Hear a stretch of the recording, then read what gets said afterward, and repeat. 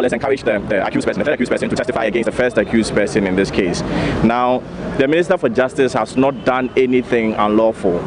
Okay, so the question is whether or not the law permits the Minister for Justice to do same, and the answer is yes. If you look at Act 1079, which is the Plea Bargaining Act, as it has become to be known, or as it has come to be known, if you look at, for instance, Section 162A, Section 162A makes it very clear that plea bargaining can take place anytime before judgment. And if you look at Section 162C, it's evident that even prosecution can initiate a plea bargaining agreement. So plea bargaining is normal. You can reach out to an accused person at any point in time. So if that is what happened, there's absolutely nothing unlawful about that. And it's very important to note that it is the third accused person who wrote to the Office of the Attorney General initiating the plea bargaining agreement or plea bargaining discussions. So if there were discussions corollary to that in respect of plea bargaining or in respect of we want you to testify against the first accused person, there's nothing, absolutely nothing wrong with that. All jurisdictions do it. So there's nothing wrong with that. And we must say that there's he's not the only accused person who has approached the Attorney General in this matter. And we also have evidence to that effect. But bottom line is that according to law, something was done, and there is no scandal anywhere. There is no need for overexcitement. This is one of the major issues that happened in the dying moments of the week. Good morning from our studios here at Desawe in Accra. It's a wet, rainy morning. In fact, it's been most part of the night has been a wet one, raining in most parts of the capital and some parts of the central region, we understand as well. And it's still raining in most parts of the capital and beyond right now. We got this weather warning last night, and for those of you who were with us on TV3 last night, we put out this weather warning. And so according to the Ghana Meteorological Agency, there's going to be some more rains going into the day. If we get an update, we will definitely let you know. But that is not going to prevent us from bringing you your most analytical, informative, and instructive program for the morning. And this is Key Point here on TV3. We are live on 3FM 92.7. and also on TV3 Ghana on Facebook, DSTV channel 279, all across the world on 3news.com. Here on Key Point, we bring you the guests who have the interest of this country at heart. And in making sense of this democracy, we cannot continue to bury our heads in the sand and behave like ostriches. This program, we pick the key issues of the week. We go straight to the point with our informed guests here on Key Point. The Attorney General, Minister of Justice, Godfrey Yeboah-Dame, has denied accusations of trying to implicate minority leader and former Deputy Finance Minister, Dr. Kesla Tuforsin, in the ongoing ambulance purchase trial. Now, on Thursday, May 23, we just played to you the reactions from Sami Jemfi and Wilberforce Mensah, who speaks for the Attorney General's office. Richard Jakpa, the third accused in the trial, alleged in a court, in open court, that Godfrey Dame, the man you see on the screen, the Attorney General, approached him at unusual hours to persuade him to implicate Dr. Kesla Tuforsin, a claim the Attorney General has vehemently denied, clarifying that the prosecution has relied solely on evidence from the transaction records concerning the purchase of the alleged ambulances, which were submitted before the trial began in January 2022. What we're going to do this morning, we'll bring you what exactly this plea bargain really means and whether what the Attorney General did really constitutes part of plea bargaining. We'll have a number of people join us. I have a number of lawyers, also a professor of law will be joining us as well to help us get an understanding of this. Sami Jemfi will also be joining us at some point. But another issue which is burning on the table this morning is the full KPMG report of the transaction between the Ghana Revenue Authority and the Strategic Mobilization Ghana Limited, SML. That's been released by the presidency for public consumption after the initial denial by the presidency to that RTI request by the Media Foundation for West Africa.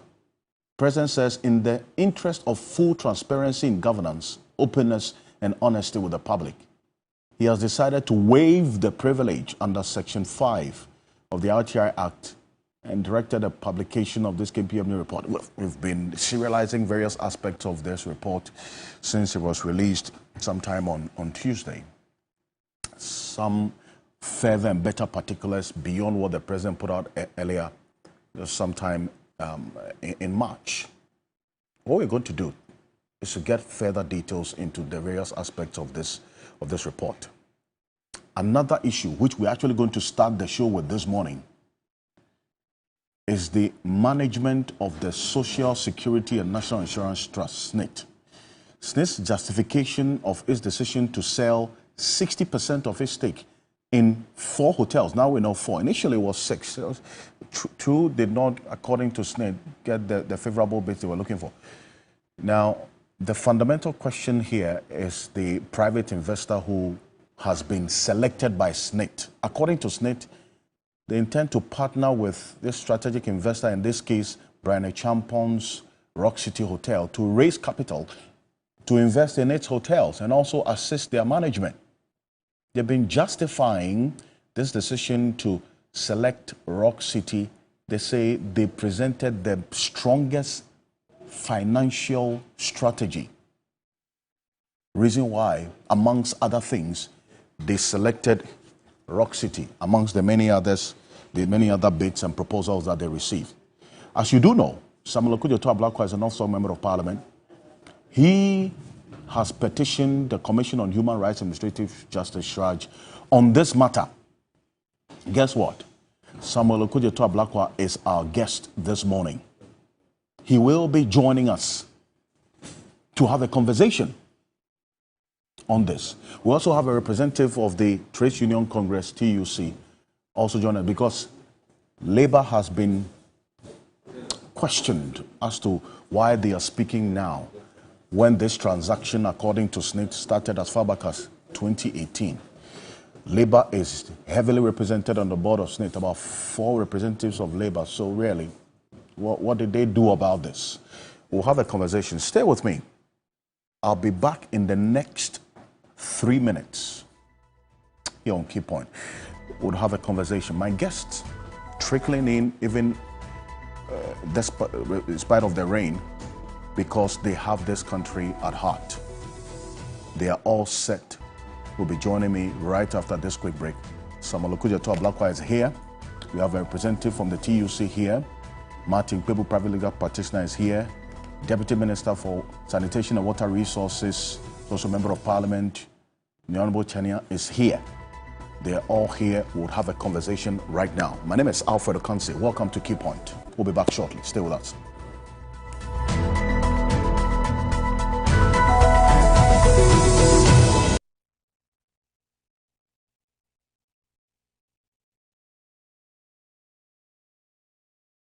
You know, 1 bucket of Flamingo paint is equal to several buckets of any other paint brand on the market. Flamingo paint, superior durability, superior hiding, superior coverage. Flamingo paint, simply superior. 1 bucket of Flamingo paint is equal to several buckets of any other paint brand on the market. Flamingo paint, superior durability, superior hiding, superior coverage. Flamingo paint, simply superior. And cut! Good show, everyone! I can't believe the season's nearly over. It sucks. I mean, I have no idea what I'm going to do with all this time on my hands.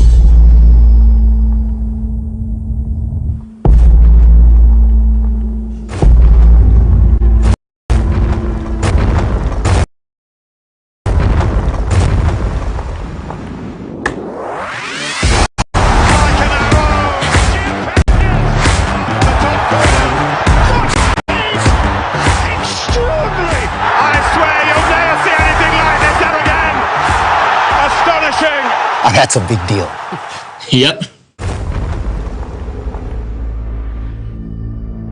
Democracy is a freedom of wish. Who you want to lead you and why you want to make such a decision. The time has come today, Ghana. I am urging the nation, the youth, the women and men, the people, the workers, the jobless, or even the people in prison, that you have to take your registration seriously, because it's starting from the 7th of May to the 27th of May. You only have 20 days, but let's make the best out of 20 days, because come 7th of December, that is going to be your power, and your thumb is going to be your strongest decision, and this decision can change the future of this nation. Let's come together and let's educate ourselves about democracy, your right to vote and your right to decide. Thank you, and be there.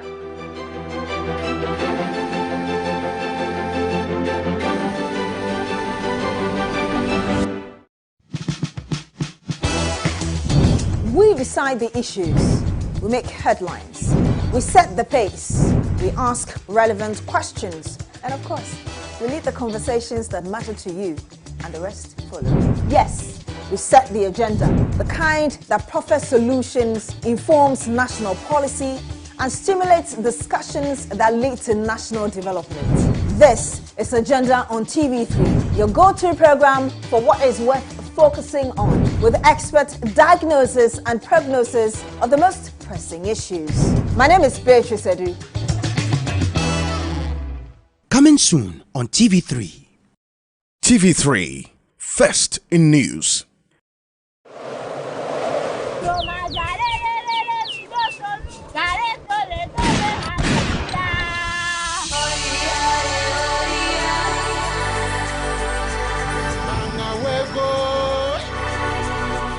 Has come for you to rise and let your light shine, to embrace the power and potential that resides within your heart.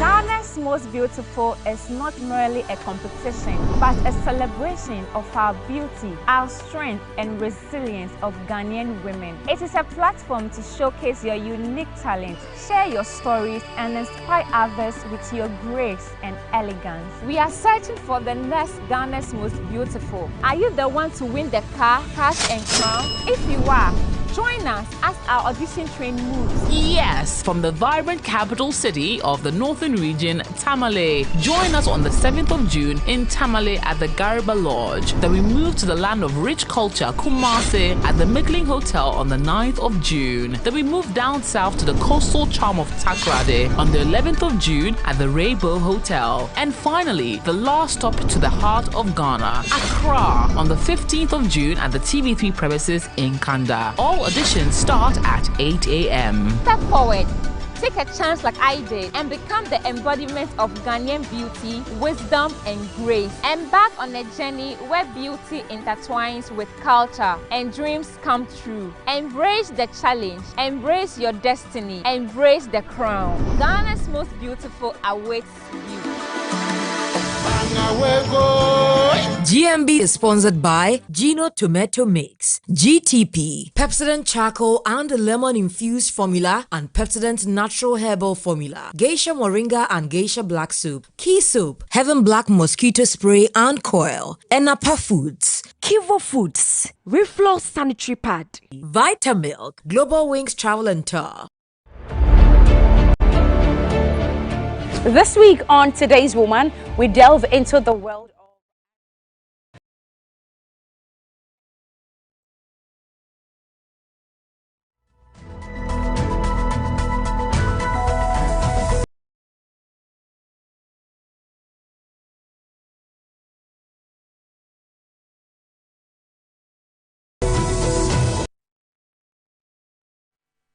There are many other issues our reps have brought to our attention that we need to discuss with the President himself. We will not allow pension funds to be toyed with. And this is our last warning.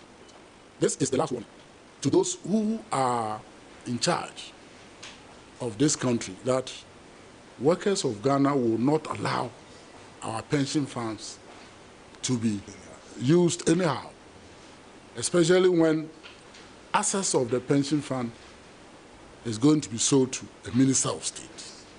This is not right. We also find it difficult to understand why Snit's interest in these hotels should be sold to a company owned by a minister of state. We do not think this is right. Organized labor, therefore, demands that the process of the sale of Snit's interest in the hotels be cancelled immediately.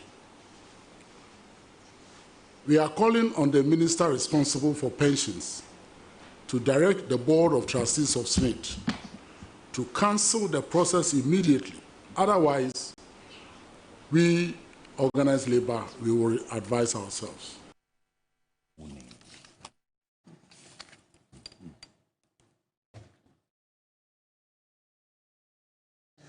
Well, welcome back to Key Point here on TV3. We're live on 3FM 92.7, also on TV3 Ghana on Facebook and DFV channel 279. We're all across the world on 3news.com. Now, as I indicated to you, the most parts of the capital are experiencing some rains as we speak, and in fact the capital and beyond. The information that we're getting goes beyond the rains we're experiencing right now, goes beyond the capital. And some traffic lights are not working as well, and as expected, there are some parts that have also are experiencing flooding as we speak. We're receiving reports from the Oponglo area down to Tetekwashi interchange, and then also some parts of Kwame Nkrumah interchange. We have reports from the Kaneshi area as well. Well, it's no surprise that we're experiencing flooding right now. So the caution is that if you don't really have to go out, please stay at home. And if you're driving, please be safe on the road, because a number of the traffic lights are not working as we speak. But welcome. This is Key Point. We're live on also TV3 Ghana on Facebook, DSTV channel 279.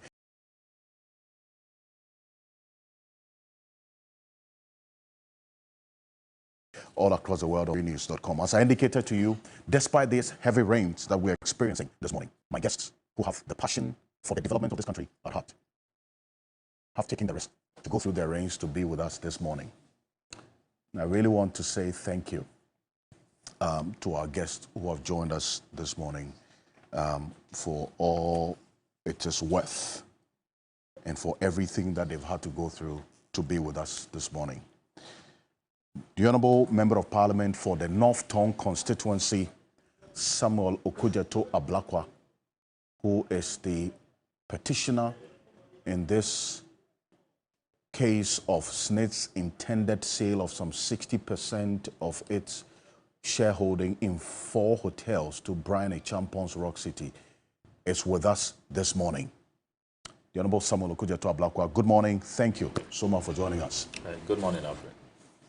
It's just really good to have you join us.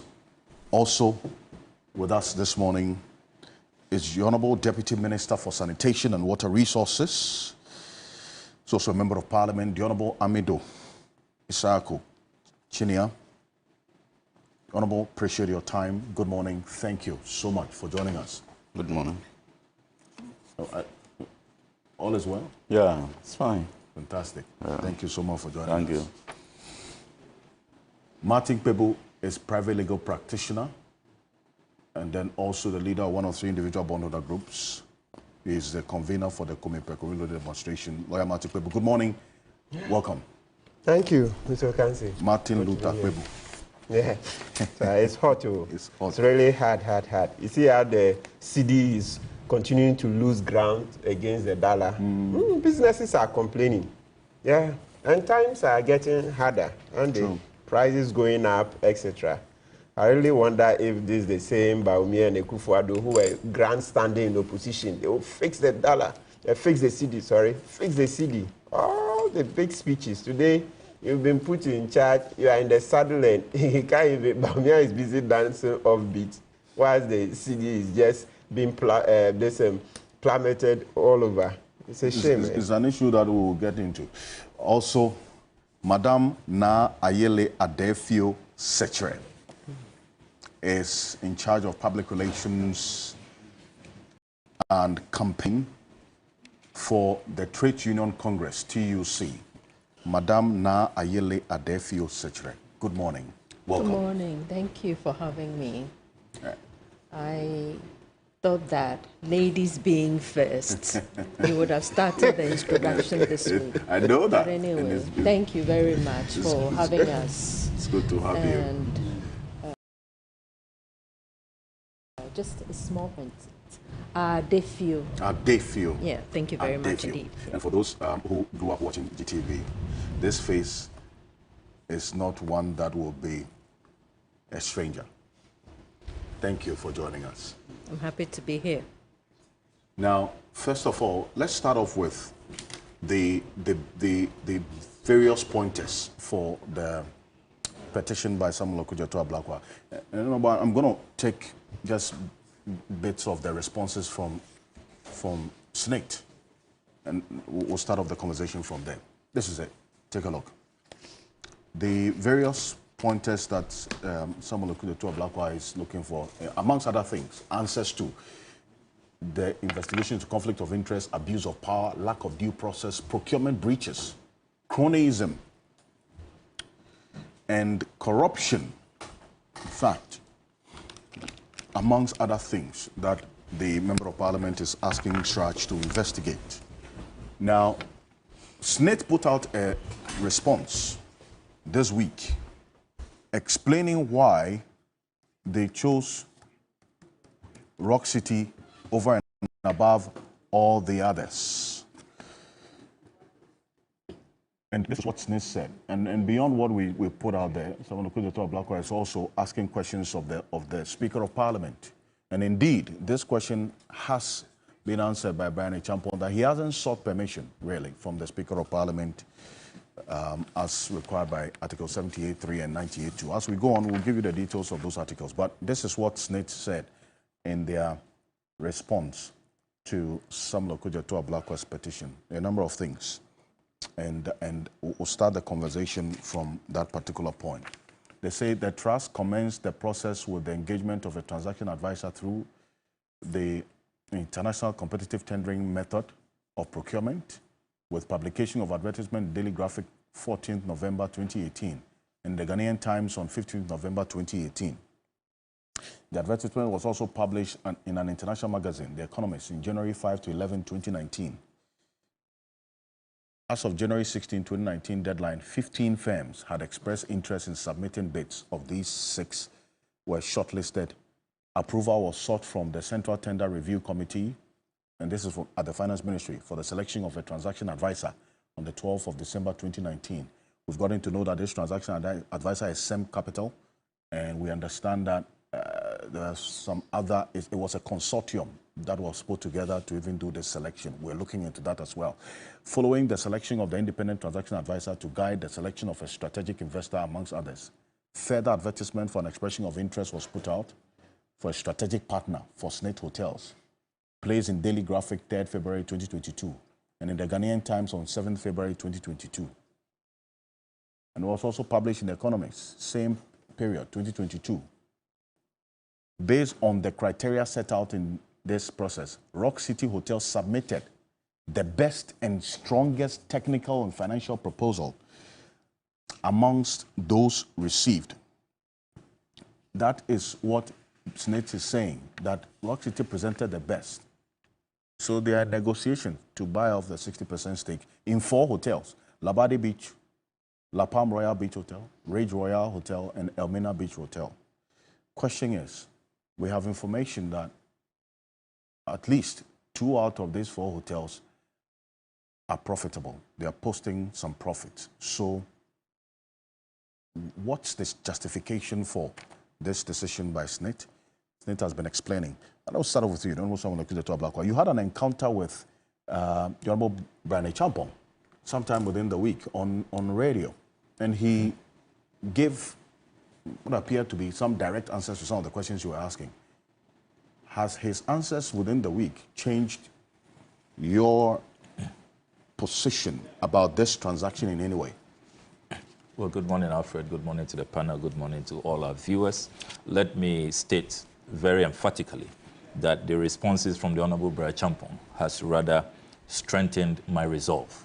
He has confirmed all the fears that we had, all the allegations that we put out have been confirmed. He confirms that he is the sole beneficial owner. He's a director and he's a sole shareholder in Rock City Limited. He confirms that. He has not relinquished his directorship, his managerial control, his shares. He is the sole beneficial owner. When Rock City makes profit, it goes to him and him alone. So he confirms the conflict of interest. And it's very, very clear under Article 284 of our Constitution that the public officer must not put himself in a position that even appears. So there's perceived, there's real. And the Constitution is very clear. Now, the Honorable Brian Champon also confirms that he has not complied with Articles 78.3 and 98.2 of the Constitution. And those provisions in the Constitution are very, very important provisions in the Constitution, which serves as a safeguard to making sure that particularly conflict of interest is prevented. And let me read Article 78.3 of the Constitution. It provides, a minister of state shall not hold any other office of profit or emolument, whether private or public, and whether directly or indirectly, unless otherwise permitted by the Speaker. Article 78. Article 78.3. A minister of state shall not hold any other office of profit or emolument, whether private or public, and whether directly or indirectly, unless otherwise permitted by the Speaker, acting on the recommendations of a committee of Parliament on the ground that A, that holding that office will not prejudice the work of a minister, and B, that no conflict of interest arises or would arise as a result of the minister holding that office. No conflict of interest will arise. So this serves as a safeguard under our standing orders, Order 224. You apply to the committee, it's chaired by the second deputy speaker. The committee will assess your business interests, the transactions you are going to engage in. The speaker must give you a certificate before you proceed. So, well, in his defense, he says he's a non-executive director. He says he's a shareholder. That's what he's been explaining this week. He doesn't hold an office of profit. That's what he's been explaining in his defense. Look, I have here the articles of incorporation from the Register of Companies. It's here, Rock City Hotel Limited. Articles of incorporation. There are two directors, the Honorable Brian Champon, Rosemary Clottey. If you look at the shareholding structure, he's the sole shareholder. Is here. All the shares, Brian Champon is here. You come to beneficial ownership details, and I have all the details on beneficial ownership. He is the sole beneficial owner. He has not relinquished. He has not distanced himself. It is him. All profits come to him. So this business of even non-executive director, are you aware that the chiefs of Edina have even exposed that? I have here a letter that the paramount chief, the Omanhene of the Edina traditional area, sent to the Director General of Snit and to the Chief of Staff. And let me read it for the benefit of our listeners. Settlement of Golden Beach Resort, land at Elmina. It has come to the notice of the Edina Traditional Council that the Golden Beach Resort, Elmina, has been offered for sale. This came to our attention when Honorable Brian Champon, Member of Parliament for Abetifi constituency, visited the site with the investors. Our main concern is that the land on which the resort is situated is a property of the Edina Traditional Council. We are therefore calling your attention so that we all could solve the matter amicably. Yours faithfully, and this is signed by Nana Kojo Kondua, the 6th, Omanhene of the Edina Traditional Area. So here we have our paramount chief saying that they are seeing him in these hotels, conducting inspections with his investors, preparing to take over. I have other communication from management of these hotels who say that he comes there with his team. They are carrying out assessments. They are preparing to take over. I have all those letters here. So even this claim about he's so distant, he doesn't know what is going on and all of that, I don't think that the venerable paramount chief of the Edina traditional area who says he saw him in his traditional area inspecting the hotel and petitioning the chief of staff that, look, we must have a discussion, because what they were told when Elmina Hotel was being constructed is that they will get jobs, their young people will get jobs, and I've engaged them. So they did not really make sure that government pay the full compensation required. Now that it's going to become a private entity, you know, it to be controlled by a private company, no longer Snit. They are saying that they want to sit down and receive full compensation. And they say they see him on the site. So they look, see him on the site? Yes, but at the hotel. Snit is saying that the negotiations are not concluded as so look, it is clear that this whole deal, which was shrouded in secrecy, as a member of parliament, at no time did Snit inform us that they were going ahead. The Minister for Employment, the government, at no point did they tell us, and did they engage us, and did they do broad consultations. And you see, that is worrying. When you have a state asset that belongs to all of us, you don't run it like it's your private entity. It belongs to all of us. Why do you keep members of parliament in the dark? Even organized labor, if you read organized labor's statement carefully, the statement dated 20th May 2024.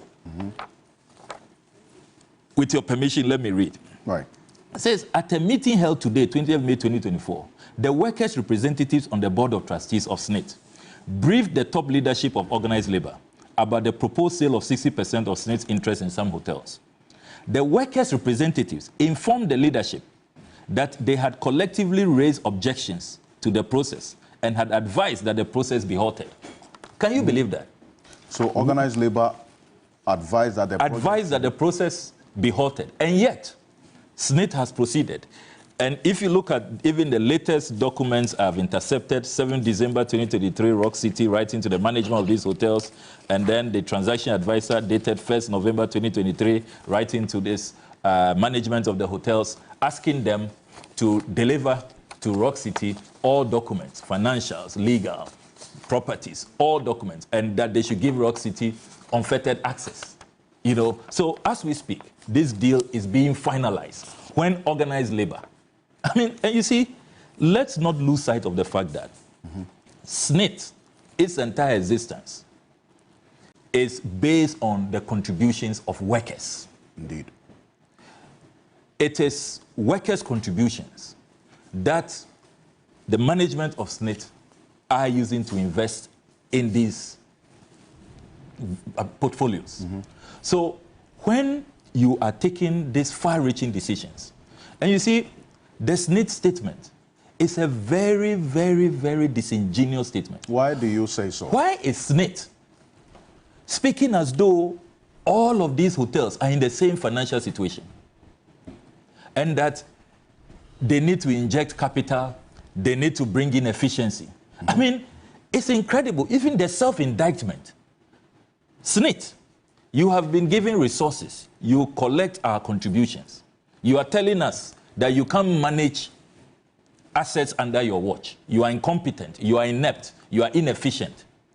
In any case, when you look at the financials, Labadi Beach Hotel, as we speak, is a very profitable hotel. Only last year, Labadi Beach Hotel paid dividends of 25 million Ghana cedis. I have checked. Rock City, since its existence, has not paid taxes to government anywhere near even half of this figure. Labadi Beach Hotel, more profitable than Rock City. Who should be swallowing who? Then you come to Ridge Royal. Ridge Royal Hotel. So Labadi Beach, 25 million. 25 million last year. The year before, they paid 10 million. Then you come to Ridge Royal Hotel, another profitable entity. I have their financials here, as at March 2024. Financially healthy. Only recently revamped, renovated. I mean, you should go to Ridge Royal. And all of these hotels being managed by Ghanaians, Ghanaian workers, they are doing very, very well. How do you proceed on the basis as though all of this? In any case, even La Palme, which appears to be struggling now, it is because of Snit's ineptitude. Why do you blame that on Snit? They are not, they don't appoint the right people. Until recently, La Palme was very profitable, very, very profitable. And are you aware, have you seen that memo that I put out earlier in the week, where somebody who acts, Nana Kwachi, who acts after the demise of the managing director for just 6 months, is going to be paid $18,000. I mean, incredible. This is La Palme? La Palme. $18,000. I put out that memo earlier in the week. $18,000. A company that you say is not profitable. I mean, and where does this happen? And if these are your practices, why won't you struggle financially? So, look, let's be clear. I have always said that this business of public officials deliberately running down state assets, they deliberately run them down. And then they turn around to purchase them. It has to stop. It makes no sense. Look, how is it that we are told that these assets have been run down, they are not worth our while, they are not profitable, they are a drain on Snit. And yet, when it is put up for sale, the public officials who told us that, oh, it's not good, it's not worth it, it's a drain, they are the ones racing for it, rushing for it. Does that make sense to you? Is it logical?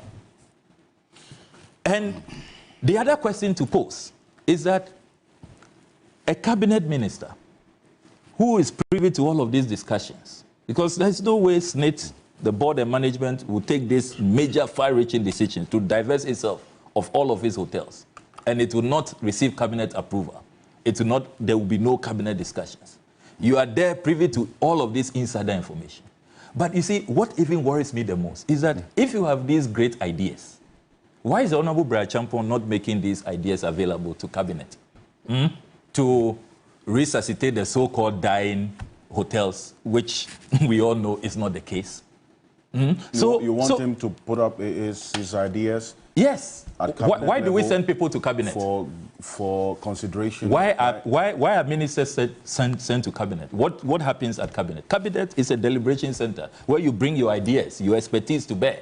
Why is that not being brought to bear to if he has such grand, ideas, he has a magic wand to resuscitate hotels and make them viable?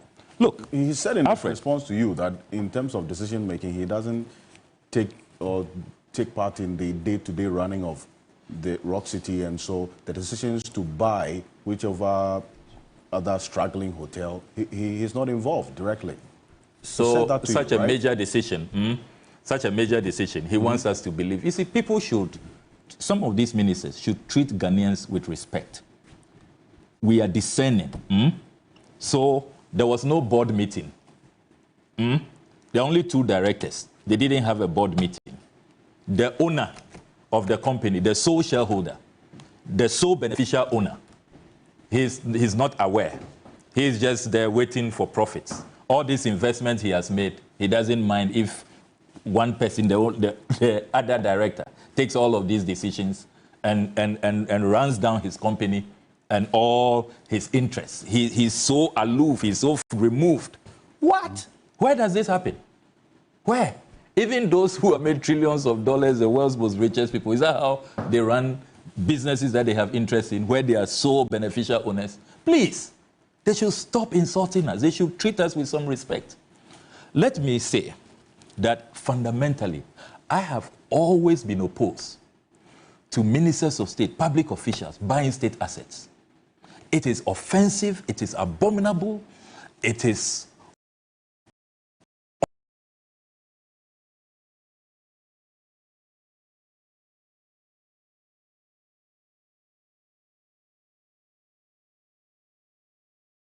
unacceptable, be tolerated. I mean, look, state assets are put under your care to take care of. You should make sure you take good care of them, add to them, not to annex them, not to grab them for yourself.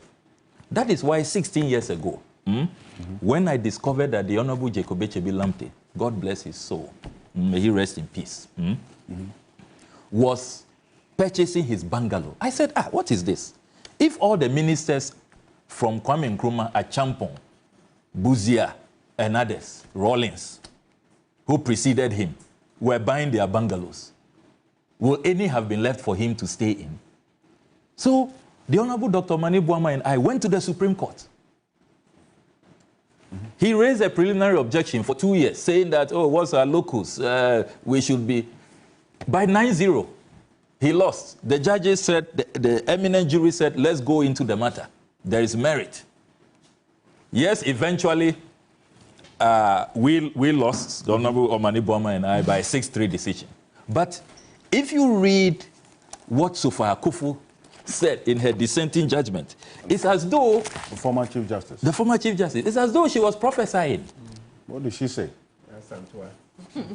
Let me read what she said. She said, firstly, I have become extremely concerned of late that in the handling of matters involving the interpretation and or enforcement of our Constitution, there is a growing tendency for this court to become, in my view, unnecessarily ensnared by the particularities and specificities of the facts of the suit and the technicalities of the manner in which it has been pleaded.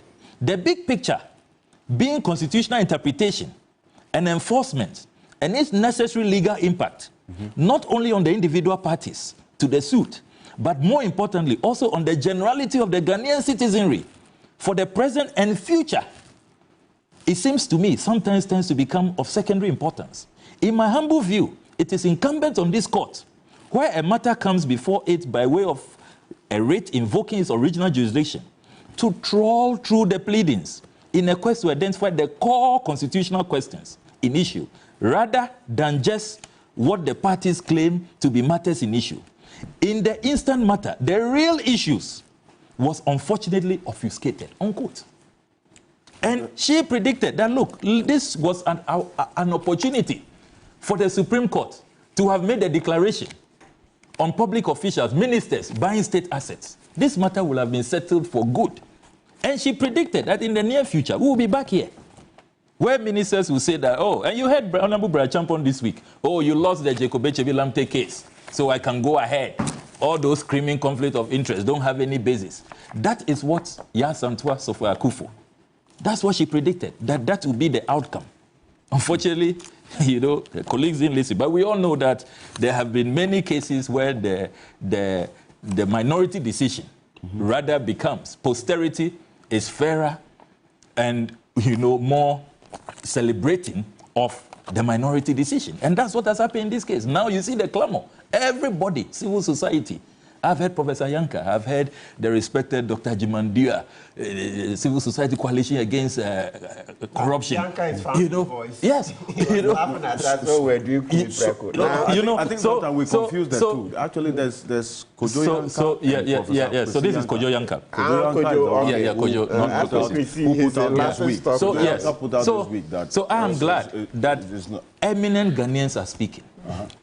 Across the unions, clergy, academia, civil society, all of them are saying that, look, this is deplorable. It cannot continue. And you see, Alfred, I am shocked at the levels of hypocrisy and lack of consistency. This week, I have been made to look like I am anti-Ghanaian business. I'm anti-Ghanaian investors. They've called me all kinds of names. And I'm saying, hey, is this the same people who, during divestiture, under PNDC, NDC, said that 31st December Women's Movement should not be buying Sawam Cannery? Have you forgotten? Were we not all in this country? Yeah.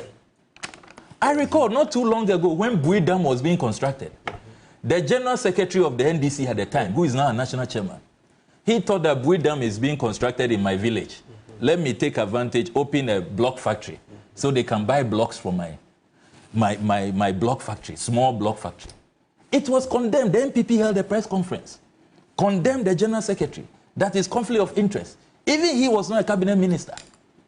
So what has changed? Where is principle? Where is consistency? I mean, this is brazen. But look, Alfred, let me confirm to you this morning that Shiraj has responded to the complaint that I filed in a letter dated 20th May 2024, signed by Daniel Afechi, the principal registrar. It said, dear sir, petition against the Social Security and National Insurance Trust and Honorable Brad Champon on the sale and prospective purchase of Snit's 60% stake in its hotel investments. I write in acknowledgement of your complaint brought before the Commission, dated 16 May 2024, and to respectfully inform you that the Commission will revert to you in due course. Yes, we have a copy of that. We'll so I can confirm that Shraj clearly is going to take action, and I will appeal to them that they should expedite action. You remember this Reverend Kusi Boateng Kwabena Edu-Jemfi petition? Yes. It's 16 months, and we are still waiting for Shraj's final ruling. So what would what path will this petition take? I mean, now they've acknowledged receipt of it, then what? Yes, so they have now written to all the parties to submit their responses, so Snit, Honorable Brian Champon, and then we are also to stand by this letter. They may invite us. From my experience with Shraj, they will normally write to you, ask for some clarification, ask for more documents.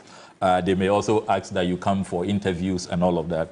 We have indicated, we have responded that we are standing by, we are ever ready, totally uncompromising in this matter, and we will comply.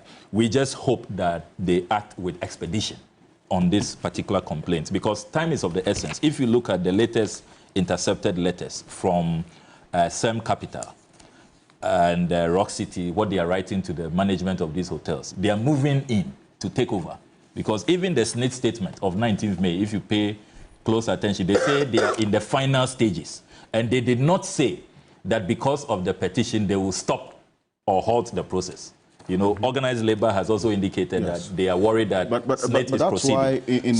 That's why it's instructive you say, and Madam, I'm going to come to you, but if you say that the workers of one of the 4 hotels being considered in this intended sale, and I have told you, and in fact the chiefs in the area have indicated that Brian Champong and some of his officials of Rock City have been cited on these properties already. When Snit is saying in their statement that the negotiations have not concluded as yet. So what locus is Brian Champong, that's if what you're saying is anything to go by, going to these properties to do inspection? For what? Because negotiations have not concluded as yet. That's what Snit is saying in their statement, unless there's something to the contrary that you know. Look, as for that Snit statement, you should make little of it, because I have another letter here from Snit, dated 27 March 2024, to the minority shareholders at Ridge Royal. And if you read this letter, they are categorical. They inform the shareholders that, as for them, they have selected Rock City. Which letter is this? This is notice of proposed sale of Snit's 60% equity stake in Ridge Royal Hotel, dated 27 March 2024. And this is signed by who? It's signed by Mr. Kofi Osafo-Mafo. He's everywhere. He's signing all the letters. That's the new Director General. Director Yes. He says, we write to inform you of Snit's strategic decision to divest 60% of his stake in the hotels within its investment portfolio to a strategic investor.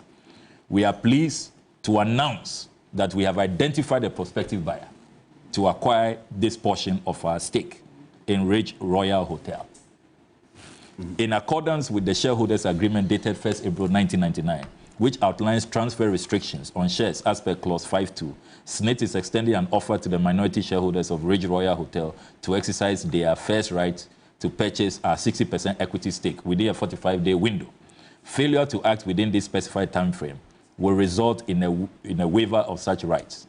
Per the provisions of clause 5.2, we provide the following details regarding the terms under consideration by the preferred bidder of the acquisition of Snit's 60% equity stake in Ridge Royal Hotel. You see their words, preferred bidder. And then they state, prospective buyer, Rock City Hotel. Valuation of Snit's 60% stake in Ridge Royal Hotel, $8.4 million. Capital expenditure projected for the refurbishment of the hotel, $2 million. So far as Snit is concerned, they are proceeding. When they are writing to other shareholders, it's a fait accompli. They have selected Rock City, and they are handing over our hotels to him. And you see, don't forget that in this matter are also violent procurement breaches. We'll come to that. And if you could hold on to that procurement breaches bit as well, because that's one of the issues that you are raising in the petition. heavily represented on the Snit board is organized labor. Organized labor has, in fact, about four representatives on the Snit board. There's a question as to why the Snit board chair is quiet about all of this, but then again, Snit has been issuing statements to that effect. And that's why, madam, we brought you here this morning, because we are workers. And a number of the people who are watching us right now are major stakeholders in what is happening right now. And you are our representatives on the board of Snit. Four organized labor representatives on Snit's board. So, question is, why did you not say anything about this until 3 days ago when you organized this press conference? When, according to Snit, this transaction started as far back as, at least conversations about this transaction started as far back as 2018, and then 2022 they put out an expression of interest. Why the silence? It's interesting, but you know how boardroom discussions go. You have a discussion with everybody at the table, and there are four of you, and you are outnumbered. You say heavily represented, organized labor, heavily represented. Four is heavy. Okay, so fine. I won't hold you to that view. I mean, you're entitled to it. Indeed. So the discussion starts 2018, as you rightly pointed out. And then the representatives unanimously say, no, hold on. So this is 2024, and you've been listening to some of the adjectives used to discuss this. Now it's been fast-tracked. So when you have discussions at the table, and every now and again you say, no, we can't do this. Hold on. I mean, in your discourse, I don't think you quickly run to your constituents. You actually, that is why you're there to represent, to ward off anything that is not in the interest of your organization. So you're saying organized labor at every point in time opposes? I am saying that from 28, it's not organized labor, it's the representatives of the board. From 2018, have been speaking, and they've been saying, and we can go to Snit minutes of the board, the governing board. They said from 2018 we've been warding this off, and you know that in recent months, you know, there have been some very significant changes in Snit. Nobody is looking at that. You know, the Director General changed. You know, there have been very significant changes. So these people have been saying from then, when these introductions came, no, we can't do this. We can't, especially when we're looking at these hotels, which all don't have the same statuses when it comes to not doing well, this and that and all that. So at this time, they just said, look, this thing is going to happen and it's happening. So let's make a move. And so organized labor come in. And for me, it's very difficult when I have people calling into question the representation. Of course, I mean, we all have to ask, but why? Why now? Because of the circumstance we're in. And there is no way that organized labor would let anything sip through when it is not in the interest of workers. I want to be given just one instance where organized labor has sat by for any worker to even where, of course, you know, organized labor are representative organizations that have come together to form themselves. And there are people who are Ghanaian workers who have one kind of problem, challenge or other, that TUC goes to support, that NAT goes to support, that CLOSA goes, just because they're Ghanaian workers.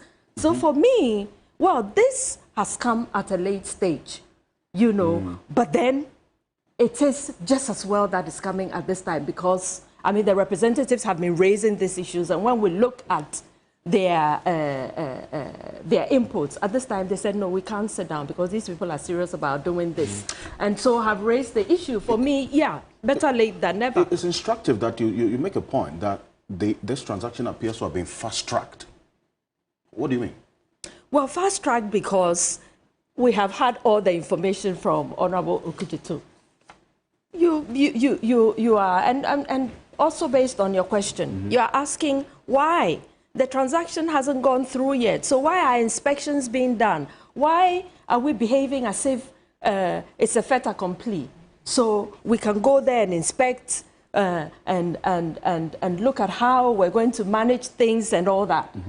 And so if it is not fast-tracked, right, would you be going to the property? Will Honorable Brian Champon be going to the property to inspect the property when really you know that you're having a negotiation which is not complete? So when you know that you are doing a negotiation which, for me, you haven't been given the go-ahead. Okay, this is a done deal, so you can go ahead and do what. Wouldn't you wait? Isn't it normal in business? And those who are business people should be able to tell us that. That isn't it the norm that when you have a business or negotiation or whatever it is, all sides must agree this is going through for us to move into action. See, organized labor, and I go back to your representatives on the board. What have your representatives told you may have triggered this fast tracking of this transaction? What are they telling you? Because when they go to the board meeting, they come back with reports, yes. So, and of course, we've been having, and you know, I think, or I hope that you know that organized labor will not move into action until they are very certain of whatever they are acting upon. I hope you know that.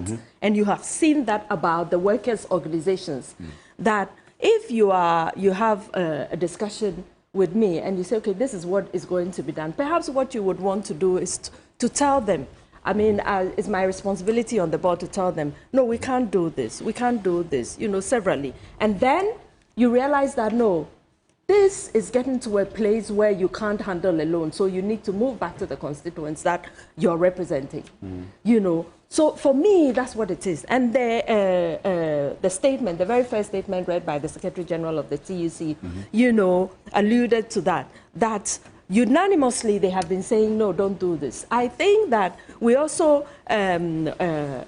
would want to give a lot of credence, not some, to the Honorable Okujeto, you know, because he also stepped in when he realized, no, this is, you know, because when you are doing a negotiation, the normal thing is to agree. If you haven't agreed, why do you then move into action when you really haven't agreed? If anybody moves into action like we are being told, then you realize that, no, it's getting out of your hands, so you need to act. I think it's a fair point, but you see, the question that has been asked over the period, and I'm sure you can understand the sentiments of the working public on this, because if you have 4 representatives, and we're going to put that on the screen right now, Mr. John Senanua Megashi, you have Dr. Evans Jikum, you have Miss Ivy Beto Naso, you also have the 4th person in there, 4 of them, Mr. Joshua Ansa, who is your Deputy Secretary General. Yeah. All of these persons on the board.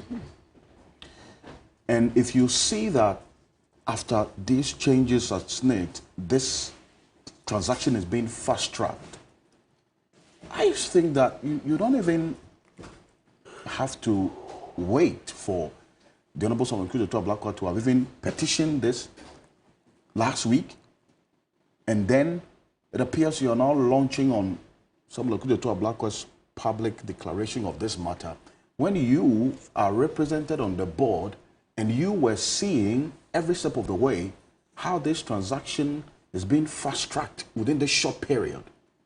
Why didn't you come out in public, address the press that, you know what, our representatives on the board have seen this and we think there's something happening, so the public should know, even before Solomon Kujoto Ablakwa goes to charge?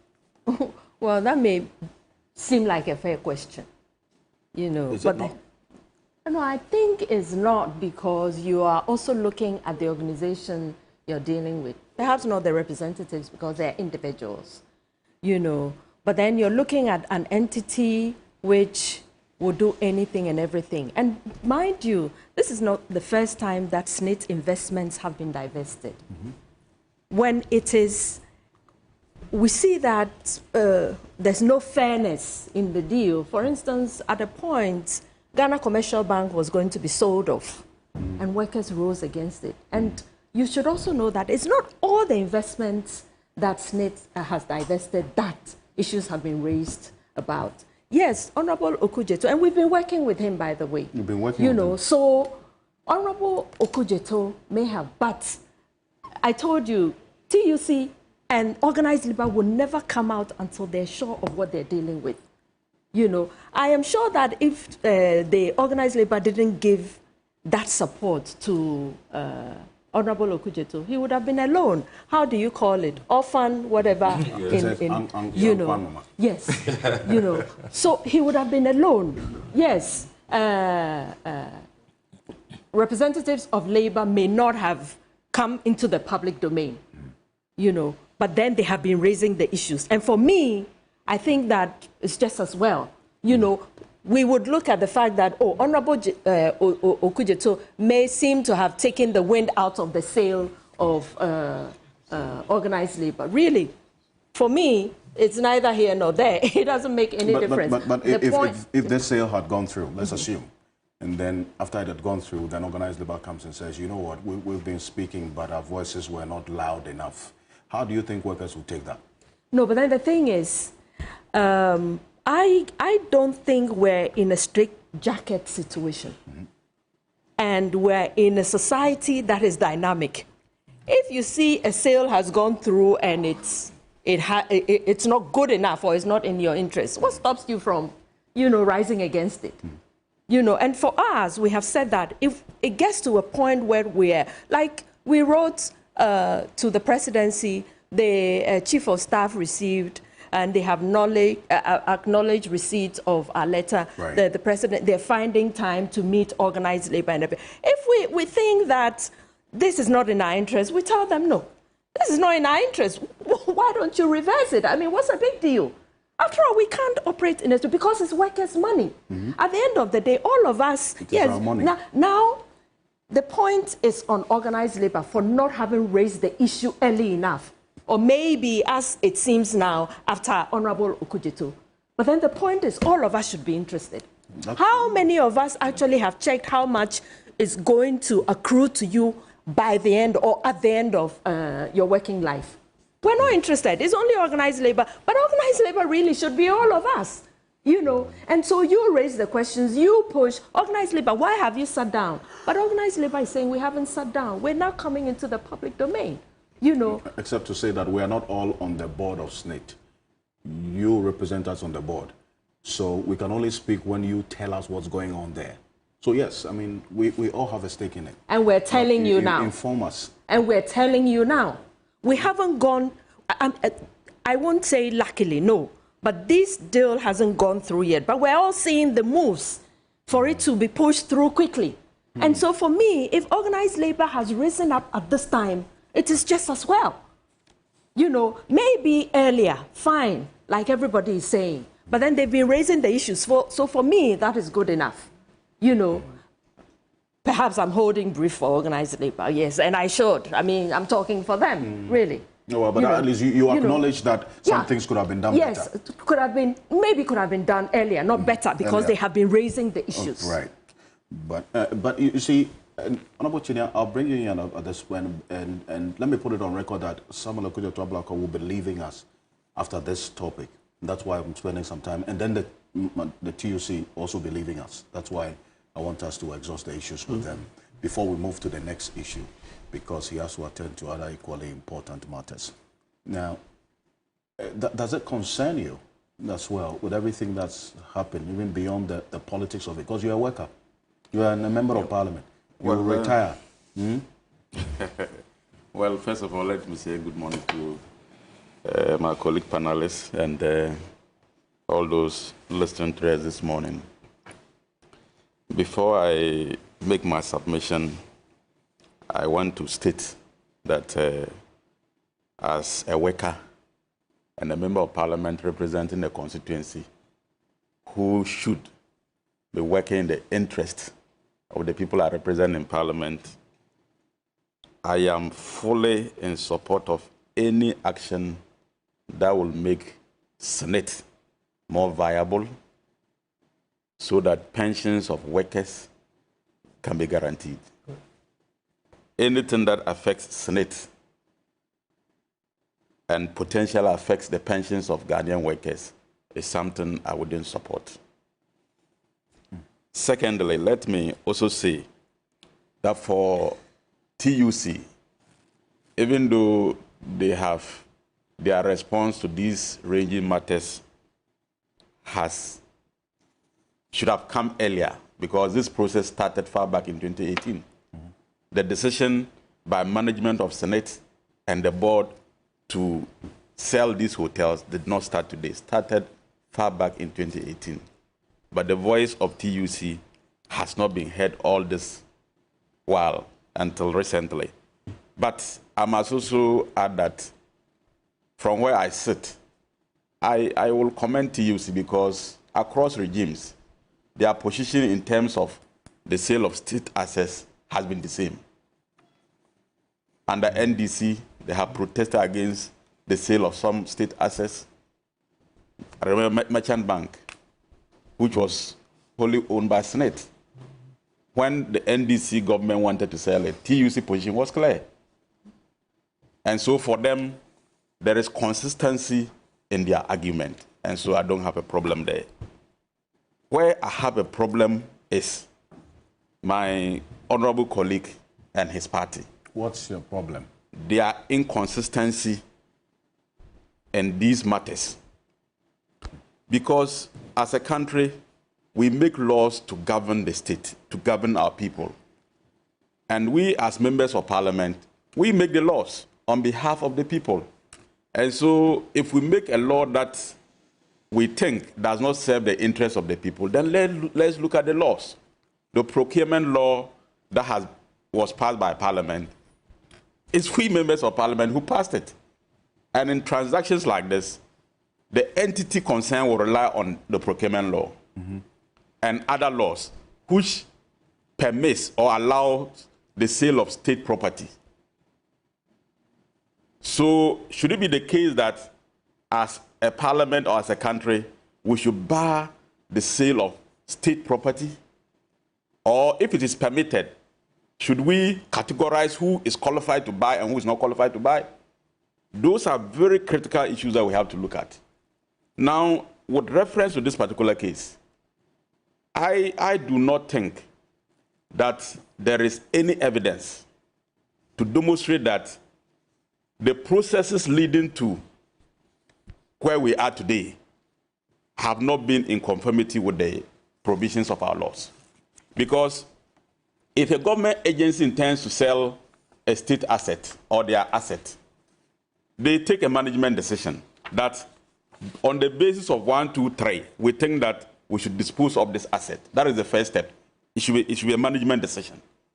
But the management cannot proceed as required by law without taking it to the board for approval. So the management takes the decision and then they have to put it before the board. And the board will either accept it or reject it. Now, there is nothing to show that management didn't take the decision as required by the procurement law. There's nothing to show that. 2, there is nothing to show that management didn't put it before the board, which is also required by the law. And when they put it before the board, what does it? TUC says there are 4 representatives on the 12-member board didn't support it. But what it means is that majority of the board members supported it. And there is nothing unlawful in a board making a decision and some of them disagreeing with the decision. Well, there are 12 members of the yes. board. And Elizabeth Ohene is the chair, the board chair. I am saying. And then you have Kofi Bosompe Mosafumafo, who is the Director General now. Abnor Sayasari, Ministry of Finance rep. And then also the President's nominee, Gloria Irene Amaki Paida, and the Company Secretary, Mrs. Gifty Annan, are all there. The President has 2 nominees there, Peter Osei Dua, and then also the rep of the Snit Pensioners Association, Benjamin Odote Esumang. So you are saying that to the extent that this went to the board. And I'm not the one saying it. Is that not the law? That is the law.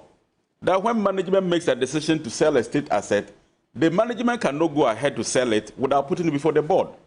And the board must either by consensus or majority decision approve or disapprove.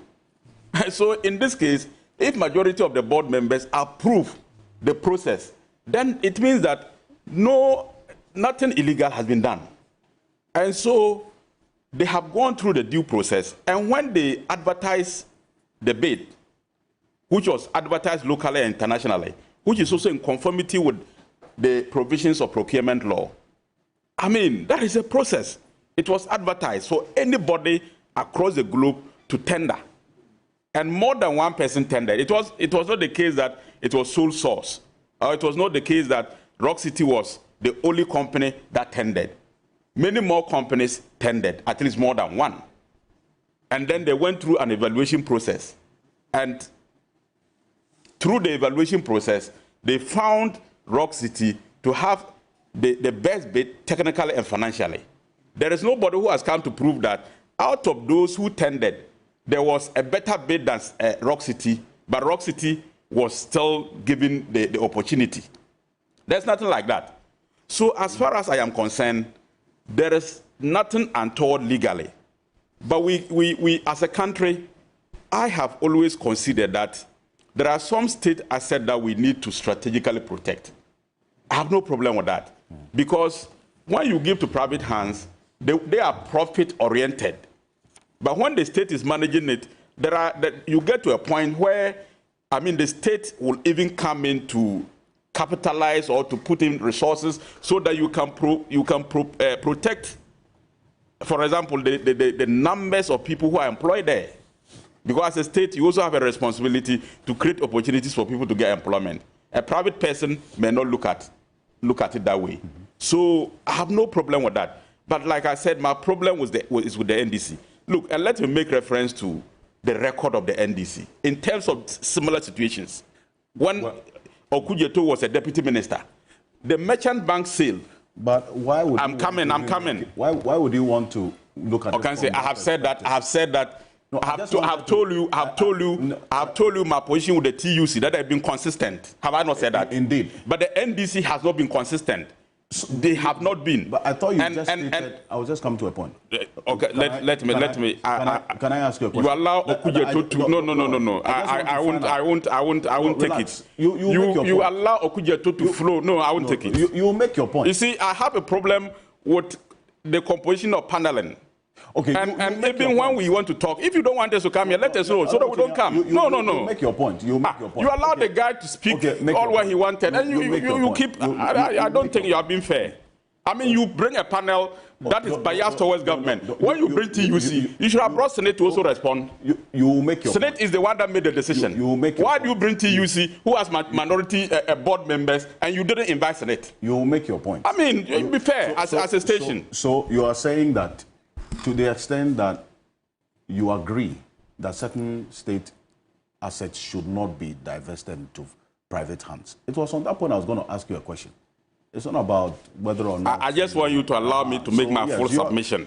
Just like you allow my colleague to make his full submission. I asked him questions, yes. I am saying that as far as TUC is concerned, I will not on any day say anything bad about TUC's position today. Because they have been consistent and they have opposed the sale of their assets or assets they have interest across regimes, including NDC.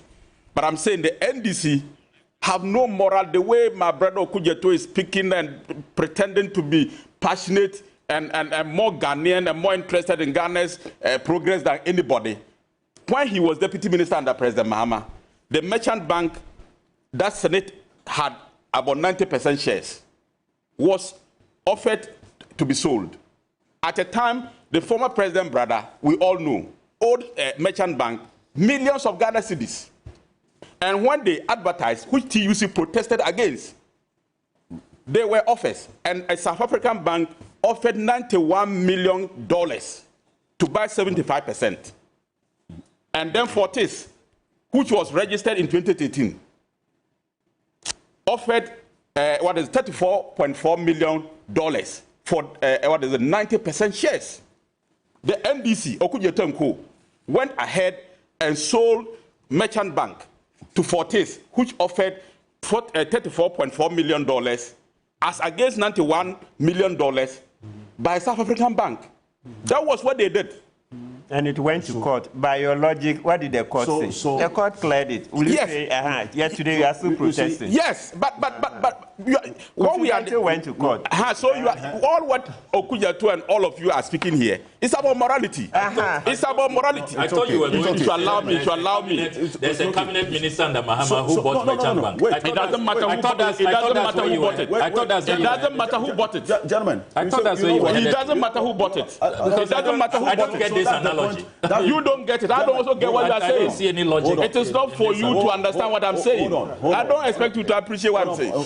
So that's the point you wanted to make. Okay, I mean, but I just want to I think that you are not being fair to me. Look at the time. Look at the time you allow me to also speak. Relax. I have not made my point. Yes.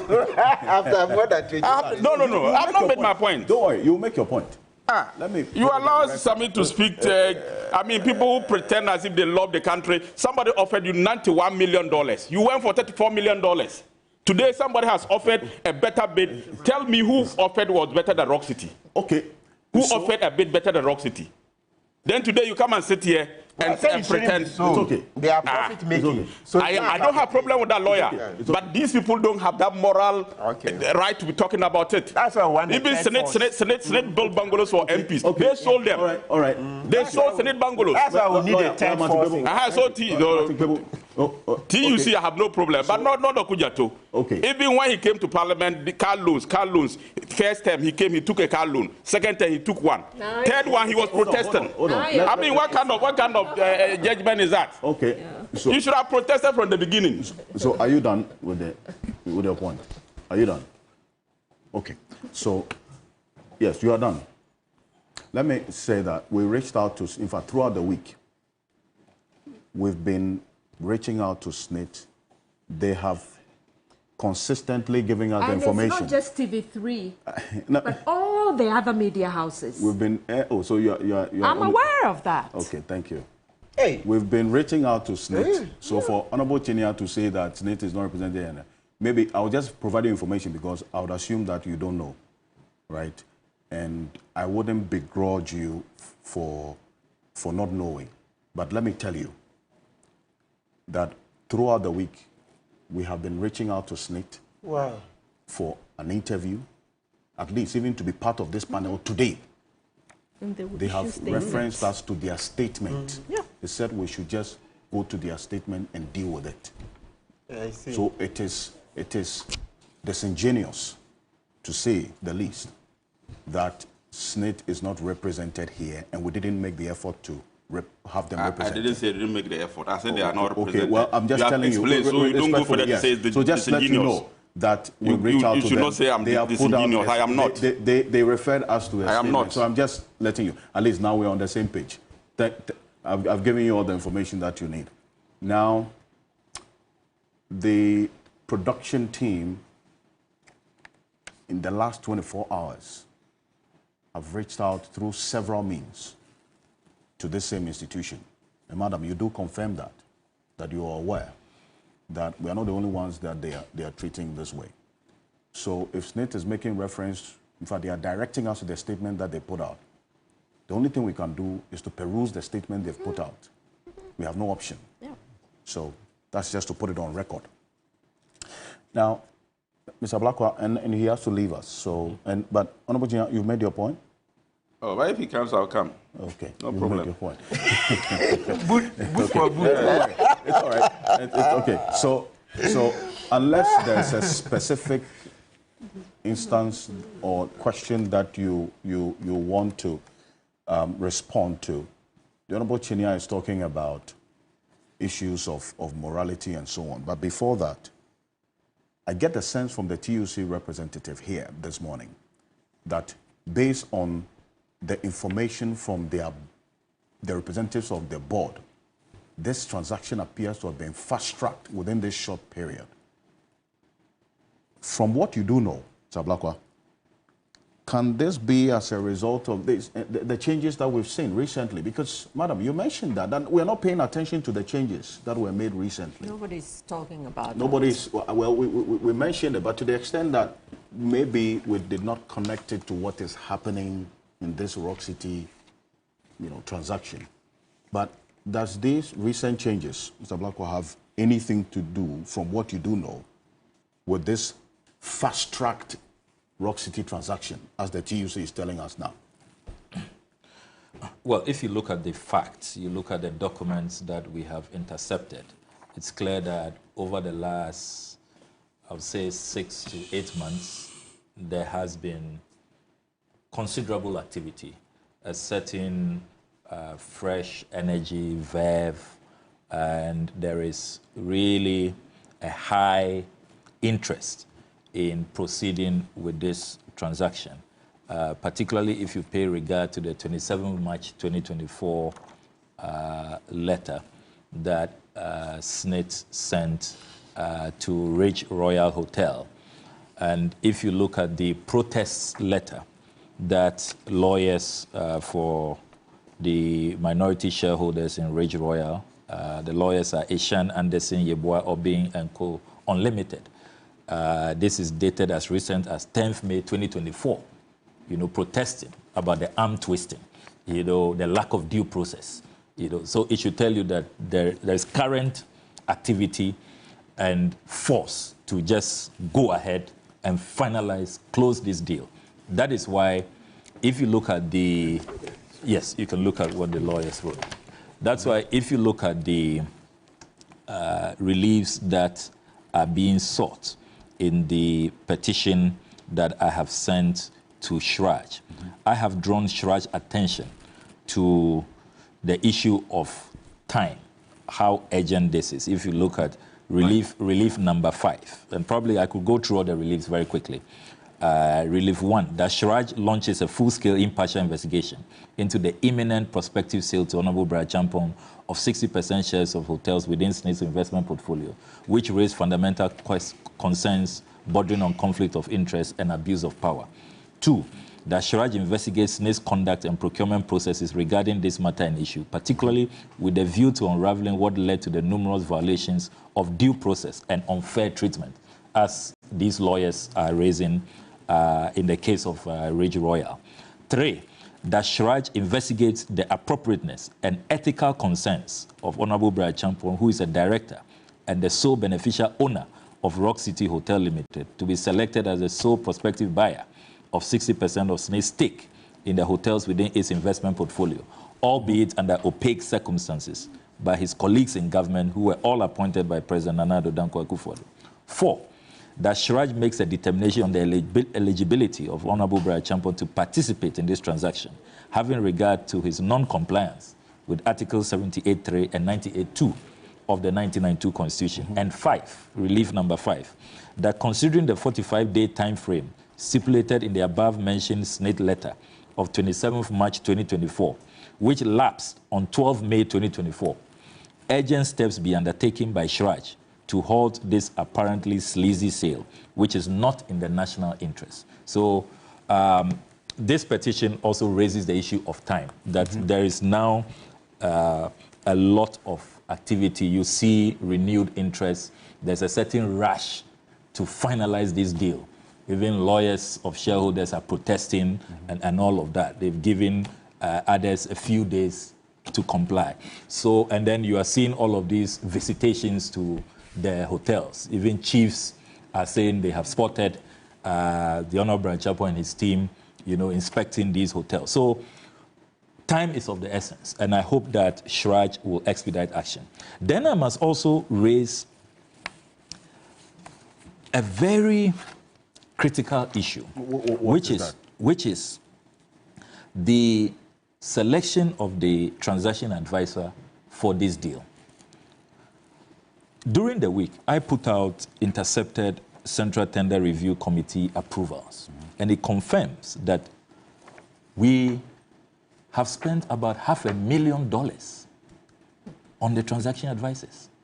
And you see, if broad consultations had been done, organized labor was listened to, their reps on the Snit board were listened to, we could have saved this money. I mean, an organization that claims to be broke, and that is why it is desperate to sell hotels under its investment portfolio, paying this much money.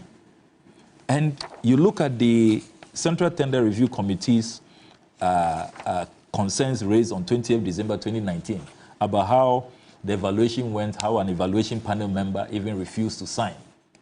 You know, and don't forget that this is money that even if we succeed in scuttling this deal, we can never retrieve this. We can't get this back. Yeah. So already, Ghana has lost about $500,000, 7.1 million Ghana cedis. That is why I keep talking about, you know, how we initiate public policy, how we implement public policy, how we formulate public policy. In taking this decision to sell majority shares in these hotels, who was consulted? I mean, you are public officials. Mm-hmm. You are acting on our behalf. Sovereignty resides in the people. Engage us. Engage Parliament. Listen to organized labor. Let us know if you have nothing to hide. Let these things be open. Let's have a national discussion. Mm-hmm. You do all of these things, you know, virtually behind the scenes. And here we are. Already $500,000 is gone. Now let me quickly respond to this accusation. I am determined not to be provoked. I'll focus on the issues. You can call me a pretender. You can call me names. Now I've developed a thick skin. Look, since I started doing this oversight work, you want me to give you the list, the monies I've saved for Ghana? Tell me. You remember Oslo Chancery? The attempt to buy that expensive building. I saved Ghana $8.5 million.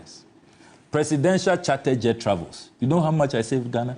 Over 100 million cedis. The president finally had to listen. They were calling me all kinds of names. They even said I didn't care about the president's security. National Cathedral. They spent $58 million for the world's most expensive pit. At least, if I hadn't sustained that crusade, by now, we will have spent $450 million. That's what government was intending to spend. At least I've saved the taxpayer $400 million. You want me to go on? There was this e-transfer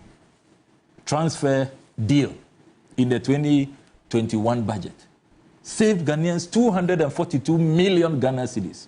They were attempting to sell the airport lands in the Heaven scandal that I put out. Then you remember West Blue. 187 million they were going to pay. I can go on and on. So I know that this tax that I've taken, when you appear to be removing money from people's mouths, profit, and you are trying to protect the public purse, you are blocking leakages and seepages and plutocratic schemes, you certainly will not be popular. You will not be liked by some people. They will come after you, call you names. Me, am I the one who sold Merchant Bank? Me.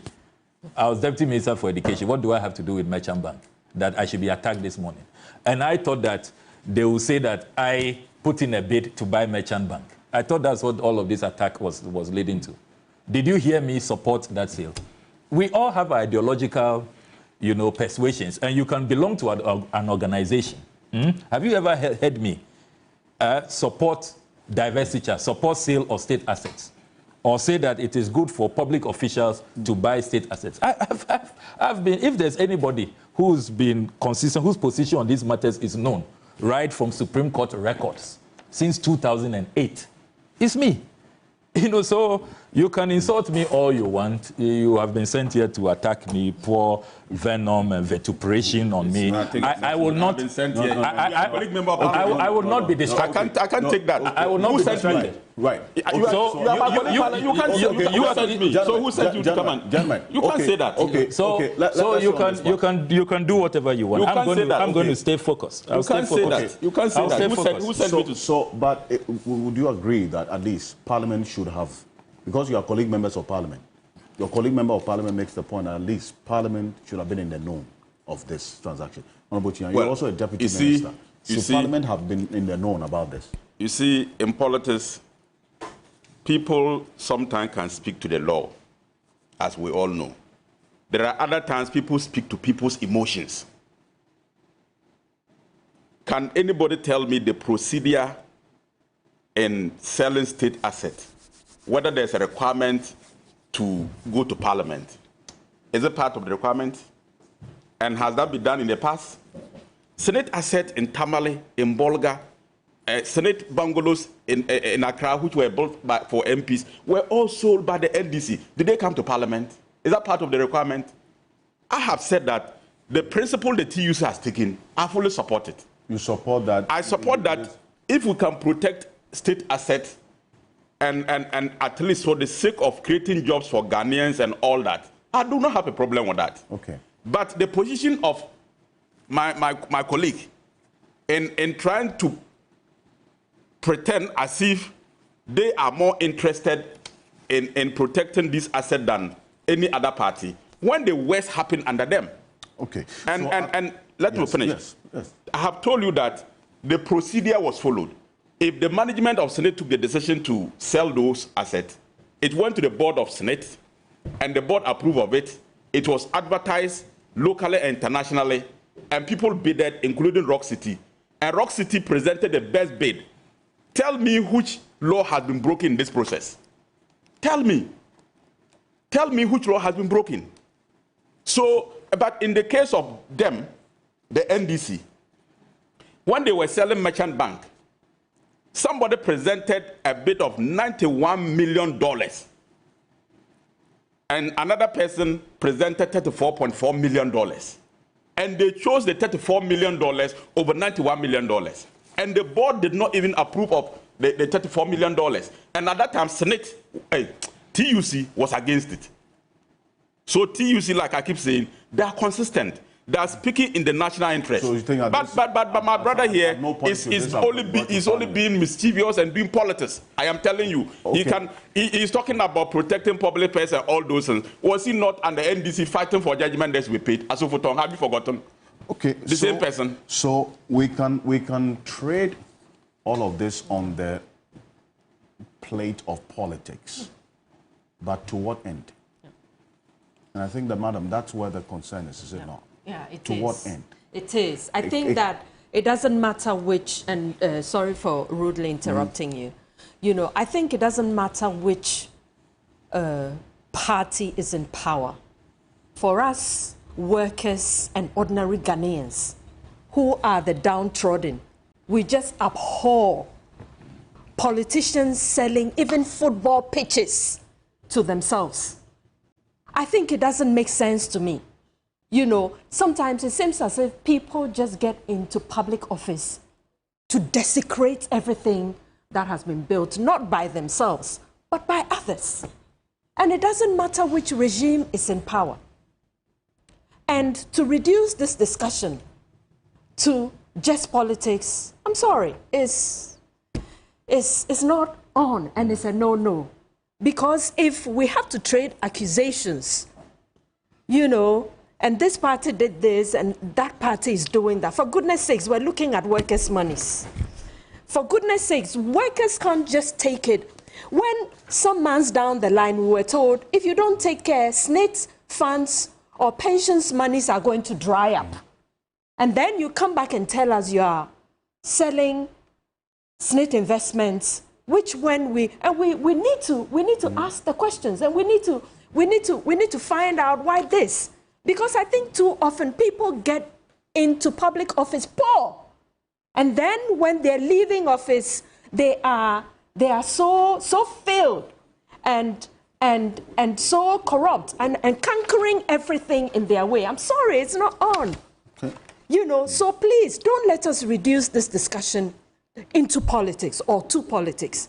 Let us look at pension funds, because we're all interested. Ordinary people, I mean, people take 400 Ghana cedis at the end of the month. Isn't that a big deal?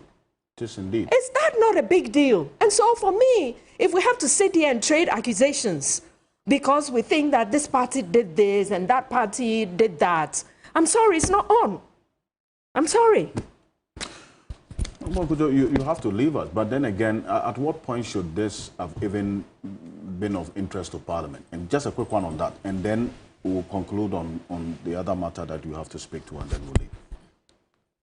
So this claim that everything has been above board and the due process has been followed is very preposterous, totally ridiculous. If you read organized labor's statement, organized labor has pointed to some of the infractions. For example, organized labor states, their 20th May 2024 statement, that the original proposal of the sale of Snit interest in 6 hotels has now reduced to 4. We hold the view that this renders the whole process null and void. And that's the procurement law. When you advertise, you say this is what you are going to do, this is what people should bid for.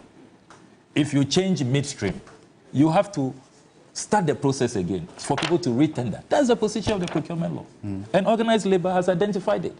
Organized labor again states that the proposed payment terms have been varied from the original MOU based on the recommendation of the transaction advisor. That is what organized labor is telling us. That what the transaction advisor says should be done. The payment terms. That is not what you have offered to the Honorable Brian Champon to pay. It's different.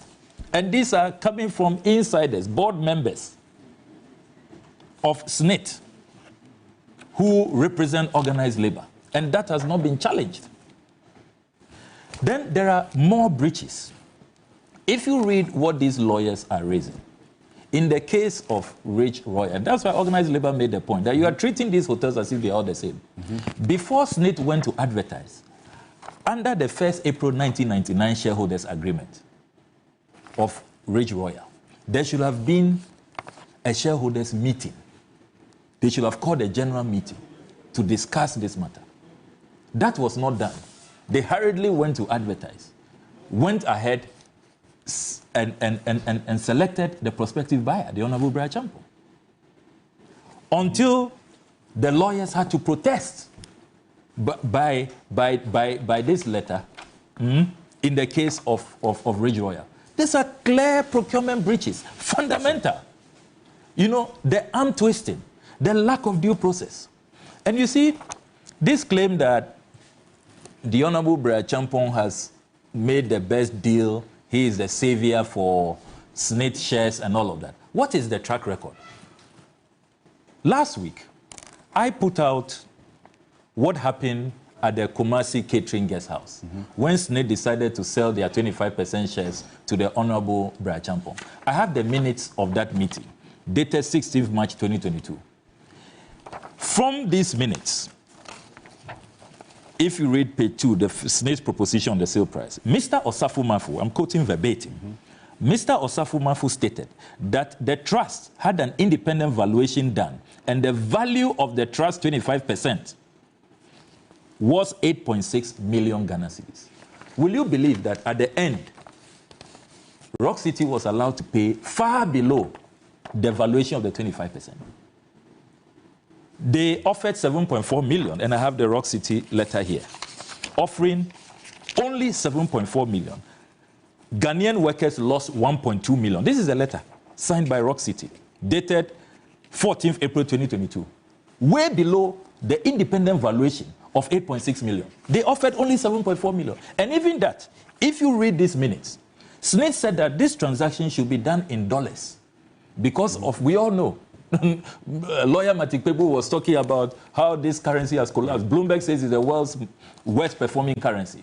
So let me quote Mr. Chum of Snit. He says, Mr. Chum followed with a suggestion that the sale price should have been pegged in United States dollars and pegged at the current dollar rate to the cedi. This was declined by the Rock City team. They declined. And you see, the irony is that when Snit is paying the transaction advisor in this deal, it's in dollars, $491,000. And yet, when they are collecting money from Rock City, it's in cedis. They allowed Rock City to decline. And even that, Rock City paid in installment, which was not part of the agreement. In installment. So what is happening now, if you talk to experts, is that the proceeds from the hotel, which is now called the Grand Regency Hotel in Kumasi, is what is being used to pay. I mean, can you believe that? Well, that was a Kumasi Catering Yes, house. yeah, Kumasi Catering. So when you look at this unholy alliance between Snit and Rock City, and you look at their track record, nobody can convince me that we will have value for money. Because we have already lost money with the shares in what was known as Kumasi Catering Guest House. So that is the fact. I speak to documents. I speak to evidence. So look, let's this claim about, oh, this is some savior, some superman who's come with a lot of money to save our hotels. These hotels didn't need saving in the first place. I am even questioning the fundamental principle, the policy decision to sell these hotels. Who took those decisions? What were the considerations?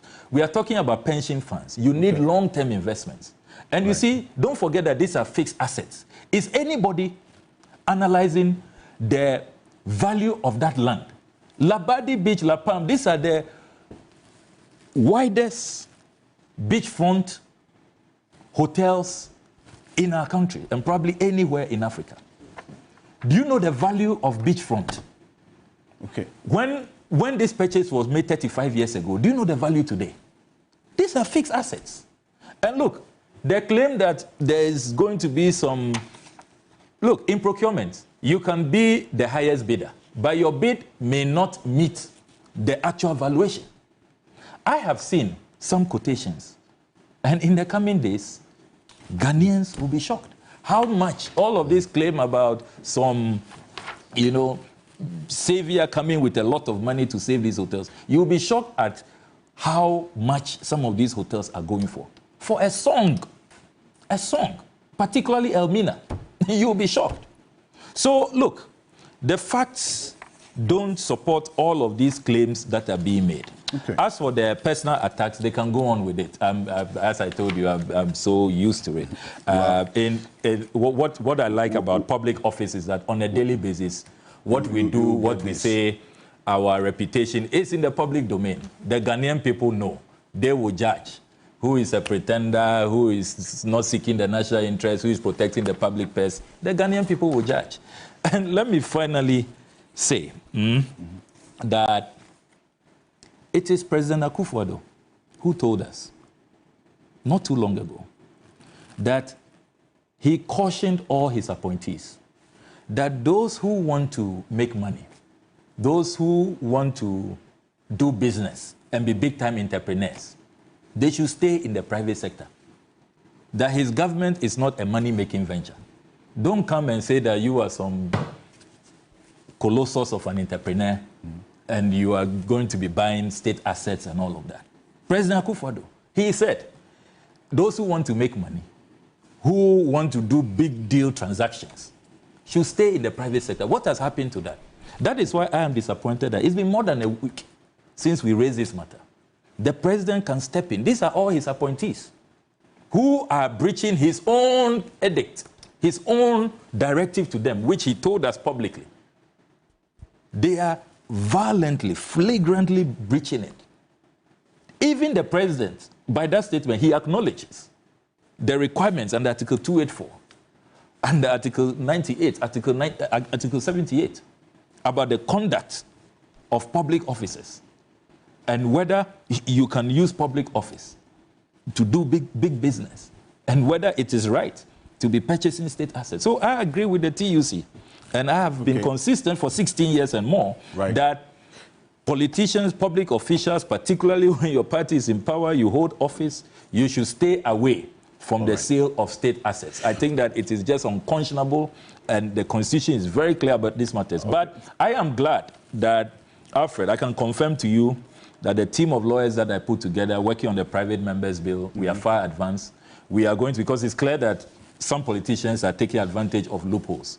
We are going to have a private members bill that will be very clear, very direct, with sanctions, that no politician should be allowed to purchase state assets. It's going to be very clear, expressly stated in that private members bill, and I hope that we shall all support and that it's effort. one that we will keep an eye on as well. It's very, very important. And as I indicated, Samuel Okudzoto Blackwell had to come in this morning to make this point, and then he will leave. We'll also bring in Lawyer Martin Pebu, but that will be quickly, because I know that the TUC as well, you have petitioned the presidency. You have petitioned the president, Madam Nayeli, yes, to have this sale halted. What's going to be the next step after this? Quickly. Well, organized labor has said the sale must be halted. and we have asked that we have a meeting with the president, and they have acknowledged receipt of our letter. We're waiting for a date. So we haven't been given a date yet. Hopefully that date will come soon. Then we'll be able to sit with the president and have a discussion on this. And hopefully in that meeting, all the parties that have anything to do with this issue would be at the table. So that really, if we think that our investments are in trouble, let's come together and find how best to resuscitate them, you know, and not just give them off at a pittance. And I just want to conclude by saying this to all of us workers. Pensions money is your money, is my money. Be interested in the issues. Indeed. It is of concern to you, it is of concern to me, and we must all be interested. It doesn't matter where you work. Even the president, when he retires, he would be given his ex gratia or whatever they call it, and then he will take his pensions on a monthly basis. So let's all be interested in the issues as Ghanaians. Because, I mean, it is not on when the state assets are just given off, you know, without any blink of an eye. It goes against you, it goes against me, and our pensions money is sacred money. It must not be touched. Our pensions, investments are sacred investments. They must not be touched. In any case, if we have to touch them, let's agree, let's come together as partners and see how we can make a better way forward. Okay, thank you so much. And I do really, really appreciate you coming as well and putting the TUC's position out and what you're going to do beyond this. And organized labor, for that matter, for what you're going to do beyond this petition to the presidency. Thank you very much. And Madam Na Ayele Setre is also going to leave us. A senior officer in charge of public relations and campaign at the Trades Union Congress. Thank you so much for making time to come as well. Pleasure. And we really do appreciate you coming. Also, some of the Kujato Black had to leave us. And this point, Lawyer Martin Pebo, I reserve the last for you because these two principal speakers will have to leave us. It's fine. But if you look at it in law, because a lot of the conversation has been on the ethical considerations in this sale, and to the extent that conflict of interest does not necessarily have to be real, it has to be apparent, or even if it is perceived, it is still concerning. Yes.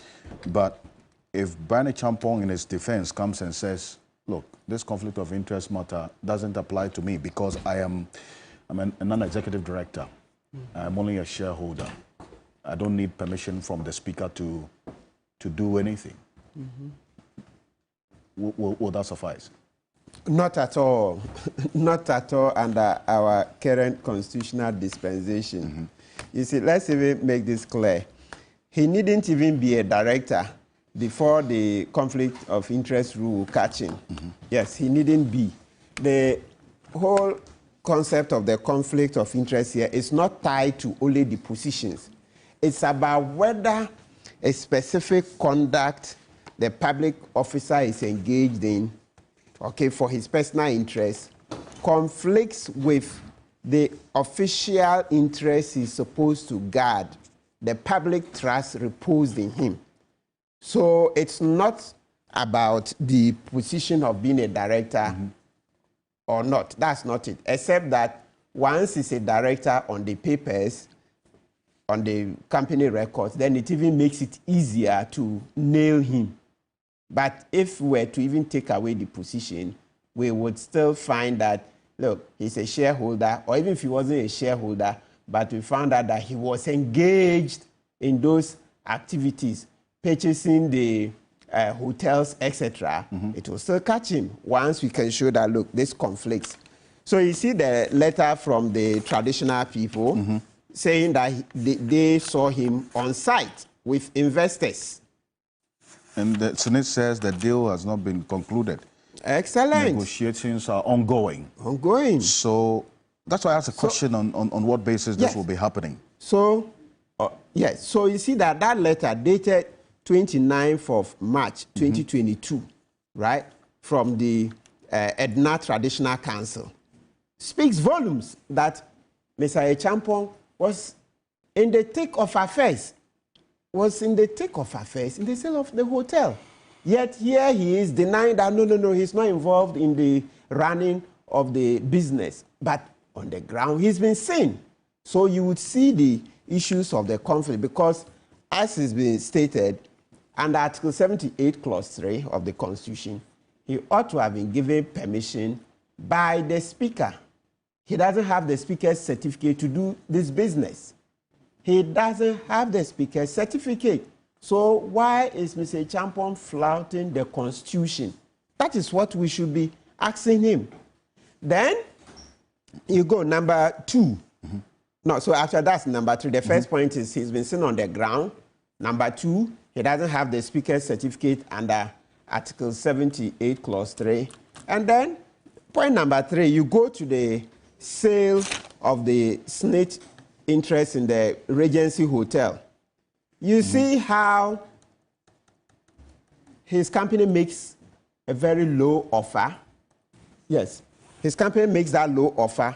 When Snit is even saying that, listen, we use a data valuation. Mr. Ocansey, that's what we should be looking at. Look at what the Snit, the minutes say. They say... This is in the sale of the Kumasi Catering Guest House, which is now Grand Regency Hotel. Yes, they are making the point that... 2022. Yes. The point is that even the 8.6 million is a dated valuation. I think one thing we should be interested in is pushing further to see how old is that valuation. But they make it clear. Let's read that point. He says, Mr. Chum added that the RCG, okay, that's Rock City Group, are fortunate that the trust has used a dated valuation figure since asset values always appreciate with time. This is something we should be interested in finding out. How old is that valuation report? Look, it's something we should investigate. Yes. Let's investigate it. Because they are saying the 8.6 Snit is quoting is old. It's old. How old? Let's find out. We need to get some answers. We shouldn't let this pass. We shouldn't let this pass. The minutes have captured it. That you are lucky we are using a dated valuation. And why do you think they are doing dated valuation? It's because of Mr. Brian Acheampong. Is he not the one who said, we will not hand over? We will not hand over. The one who was making noise. That no, we will never hand over, right? And other things is done for this government. So, like Honorable Okujedo said, they are selling the shares and everything for a song, very low values to pay Brian Acheampong for the militant approach. We will not hand over this government, MPP government will never hand over, Yes, those are the proceeds. That's the payment he's receiving for such behavior. You see, I always knew it, that look, for all those things that he was doing, they were not free. It was for something. So when you see a minister, okay, that time he wasn't minister yet, right? When you see an MP come to make such noise, increasing the temperature of the nation, that MPP will never hand over, It wasn't going to be for free. He was doing all that to make it easier for the government to give him such freebies. So how about this argument that says he's a separate, basic company law 101, separate legal entity? Brian Acheampong as a politician cannot be drawn into the decisions that this institution, a legal institution, separate in the sense of Rock City. No. It's neither here nor there. Okay. So just the last sentence, and then we'll come to this second question. Right. So the conflict of interest, just wrapping up on it, shows that you've already said, Mr. Ocansey, that under Article 284, they're saying that it's not only about actual conflict of interest, but also when it is apparent. So anybody hearing that, Minister for Agri, his company, Rock City, is buying a chain of hotels from government, quickly, everybody there, this is a fishy deal. You see it. That's the height of the submission. Right. Anybody hearing that Minister for Agri, who is sole shareholder of Rock City Group, is buying a string of hotels from Snit, and Snit is controlled largely by government, quickly your sense of this suspicion will be heightened that, hey, this is a corrupt deal, especially in light of the context that President Kufuor has been seen to be very corrupt, a very corrupt administration, that, you know, his corruption record is that the lowest mark the previous administration, JM, got is his best mark. That's 43 for 4 years. And other things is done. SML deal, Cecilia Dapa cash. I mean, you will never, oh, and of course the 800 million President Kufuor tried to take from us when he padded the Ameri deal by $800 million.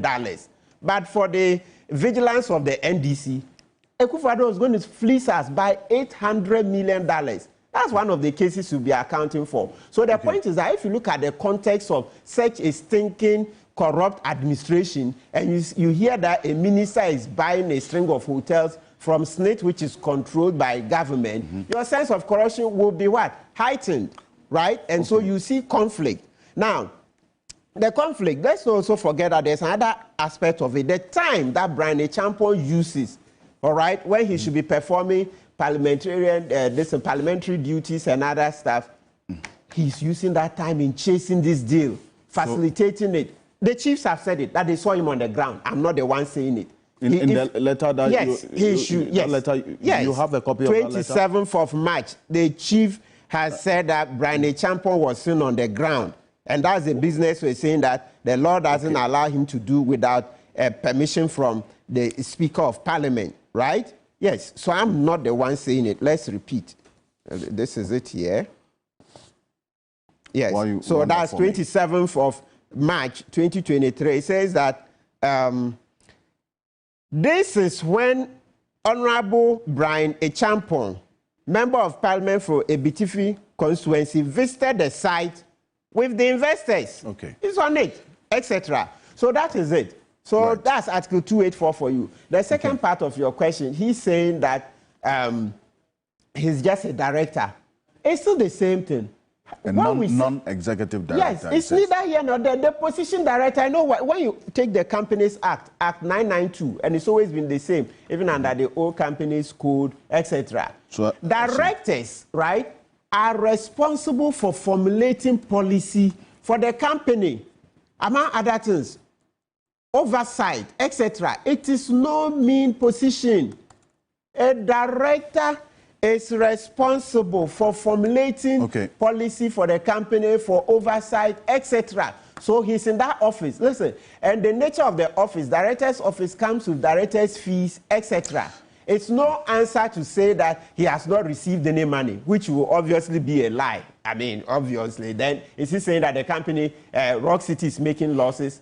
Is Rock City in bankruptcy? So that it just clearly catches him. A director is responsible for the company. The difference between the non-executive and the executive is that the executive director usually works in the company from morning to evening. When I say morning, of course, it extends beyond that. So he usually keeps an office there and works with the employees.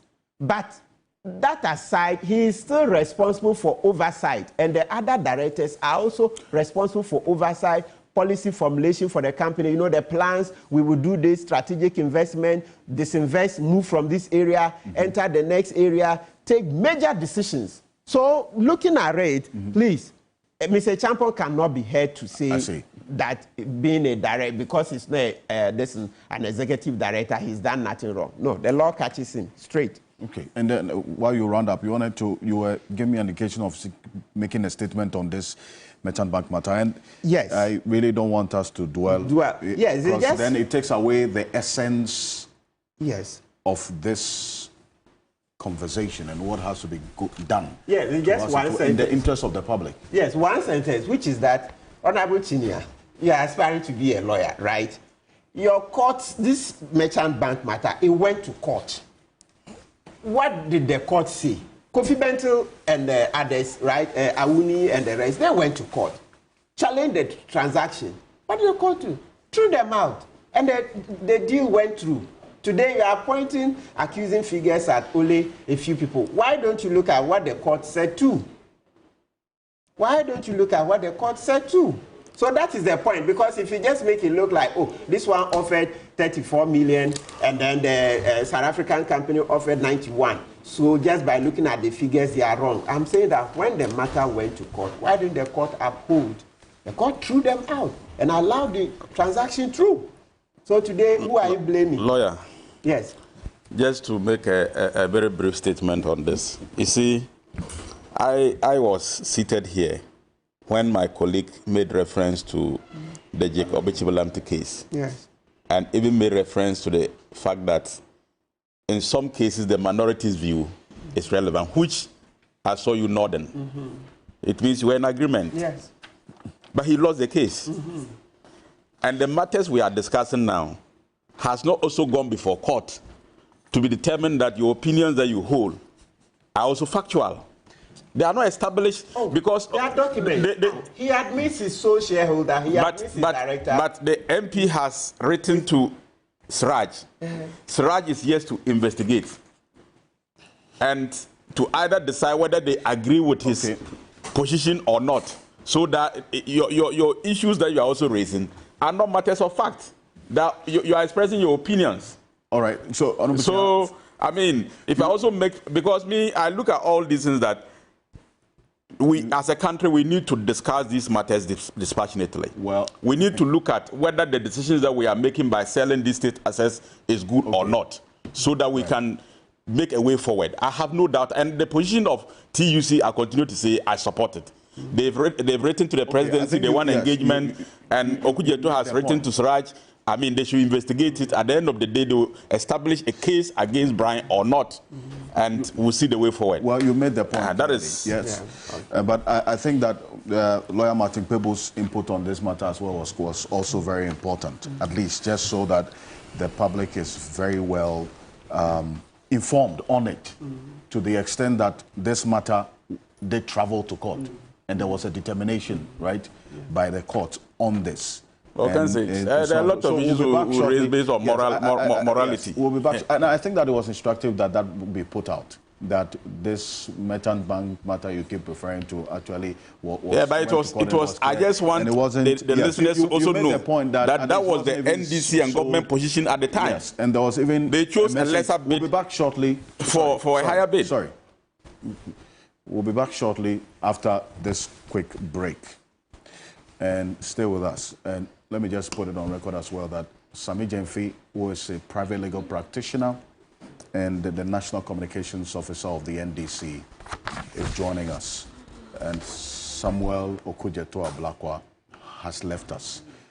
So we'll be back. And also we'll be joined by Professor Apia Etiahene, who is an associate professor of law at the University of Ghana School of Law, also joining us on our next issue, which is what happened in court 2 days ago. We'll be back shortly after this quick break.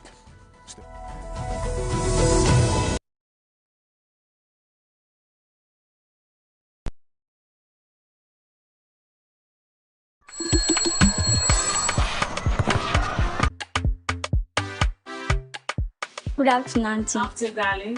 One chilled bottle of Nero Orange, please. You want cola, orange, lemon, vino, Nero. Wow. Cola, orange, lemon, vino. I'm gonna feel it cool, it refresh your body.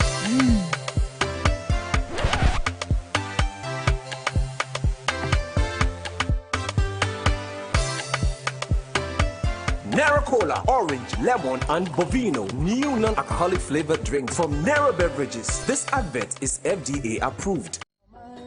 The situation we face as a nation has become the tragedy of our own political decisions that we have taken.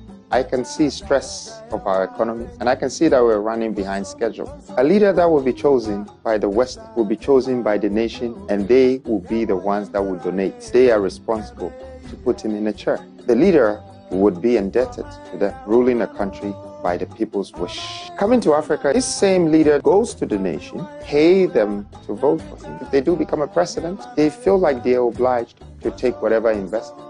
And for many decades, our economies have been crumbling and our vision has never become a reality. I think I have found a solution. Turn the table around. Donate into the leader that has a vision for the nation. My responsibility is to serve you. Give me the chance and opportunity to serve you. And therefore, we have launched a virtual crowdfunding. Remember, the government does not make the people. The people makes the government. Walk with us on this journey. Together, let's build a new nation. The brightest minds of senior high schools are going head-to-head in a battle of intellect and wit. From over 100 schools, now we have 32 schools from all over the country. Students have and will continue to showcase their prowess in mathematics and English language, in science and general knowledge, with each round keenly contested. To tempt dash, meaning to take reckless risks. Now, some questions, immediately you finish reading and you look at the posturing of the students, you know that they will not answer. In dermatology, this word refers to a break in otherwise continuous skin, as seen in the feet of diabetic patients. Yes. Also. You are correct. The bragging rights, the coveted cash prize, and many more are all up for grabs. Welcome to the ultimate showdown in the Sharks Quiz Competition Seniors Edition 7. The Sharks Season 7 shows Sundays at 1 p.m. only on TV3.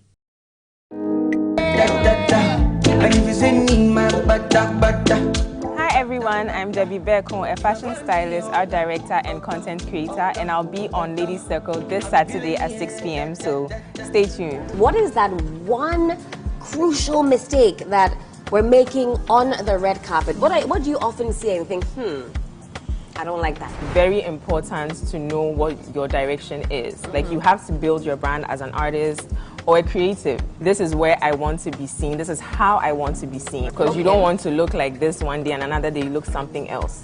Yeah, You know, Morocco. They chose Morocco and it's wrong, I think. I said it! Morocco! Choose the right outfits. Now, we've all made mistakes in the past. I'm guilty. Helen, you guilty? So guilty. Yes, how we feeling? Honestly, they're all looking very nice.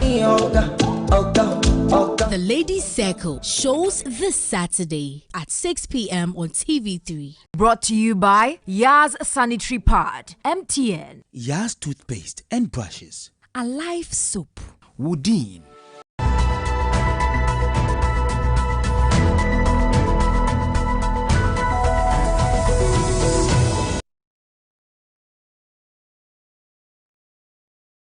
Welcome back to Key Point on TV3. We're live on 3FM 92.7, also on TV3 Ghana on Facebook, DSTV channel 279, all across the world on 3news.com. We are live on a number of radio stations, I must acknowledge, across the country as well.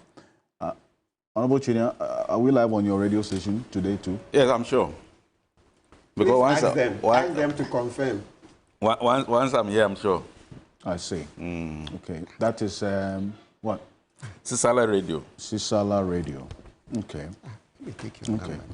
Well, 2 days ago, something happened in court with respect to this, the purchase of ambulance case involving the minority leader, Dr. Kesela Tufo-Singh, who is also, together with the third accused in this case, Richard Jakpa. In fact, it is a statement that Richard Jakpa made emphatically, which, based on the correspondence from our legal affairs reporter, Lord Edwasari, was not contested by the Attorney General in open court. And I want us to take a look at exactly what Richard Jakpa is quoted to have said during cross-examination in court. Let's take a look at the quote. The quote attributed to Richard Jakpa. in court. The Attorney General has on several occasions engaged me at odd hours to help him make a case against A1 as the first accused, in this case, Dr. Kesla Tuforsen. And I have evidence for that. If he pushes me, I will open the Pandora's box. Goes on to say, I don't understand why the Attorney General will accuse me of defending Atuforsen, that's A1, the first accused, when I am here to defend myself. If he pushes me, I will open the Pandora's box. I have evidence to that and to all of this. This was the statement by Richard Jakpa in court. Afterwards, the Attorney General issued a statement signed by the Deputy Attorney General, Alfred Ocansey. But my colleague, Pakwesi Asare, had a conversation with the spokesperson of the Attorney General, that's Wilberforce Mensah, Isaac Wilberforce Mensah. He says that, well, they have video evidence of Dr. Kesla Tuforsen also coming to plead with the Attorney General to drop the case, and that they'll release it if the need be. Take a look. Willing at this time to release this tape for the whole Ghanaian public to know exactly what happened between the AG and the Attorney General? The AG and the minority leader. If it becomes necessary, the Honorable Attorney General would. But as it stands now, I honestly do not see the necessity at this point in time. But believe you me, if it becomes necessary, the Honorable Attorney General will not hesitate to release the footage, which indeed is there. So that's what the Attorney General spokesperson says. If it becomes necessary, this will be released. Let me welcome Sami Jemfi. He's the National Communications Officer of the NDC. He's a private legal practitioner as well. He was in court when all of this happened. Good morning to you. Jeff, welcome. Good morning, Alfred. And like Martin people, I mean, I haven't read and seen the account of what happened in court. Can all of this and this particular statement and the reaction by the Attorney General that, look, me contacting this person at odd hours is part of the plea bargaining process, because this third accused initiated the plea bargaining, and some letters have been released to that effect. Can that explanation suffice? No, it doesn't. It doesn't, because, you see, at this, my understanding is that at the time those meetings were held, the plea bargaining negotiations had broken down. So it means that because each letter that is written for plea bargaining usually has a duration of 30 days, right? Honorable, can you give me the section? Yes, so that I would read it out. Act 1079. So, I see. Okay, I'll get it for you. 1039. If you look at the 16C5. 16C5. If you want to read it, 16. Where a person. Okay. So it says, where a plea agreement is not reached within 30 days of the commencement of the plea negotiations, the court may proceed with the trial, right? Yes. So the thing was for 30 days. For 30 days, it didn't work. The court is proceeding with the trial.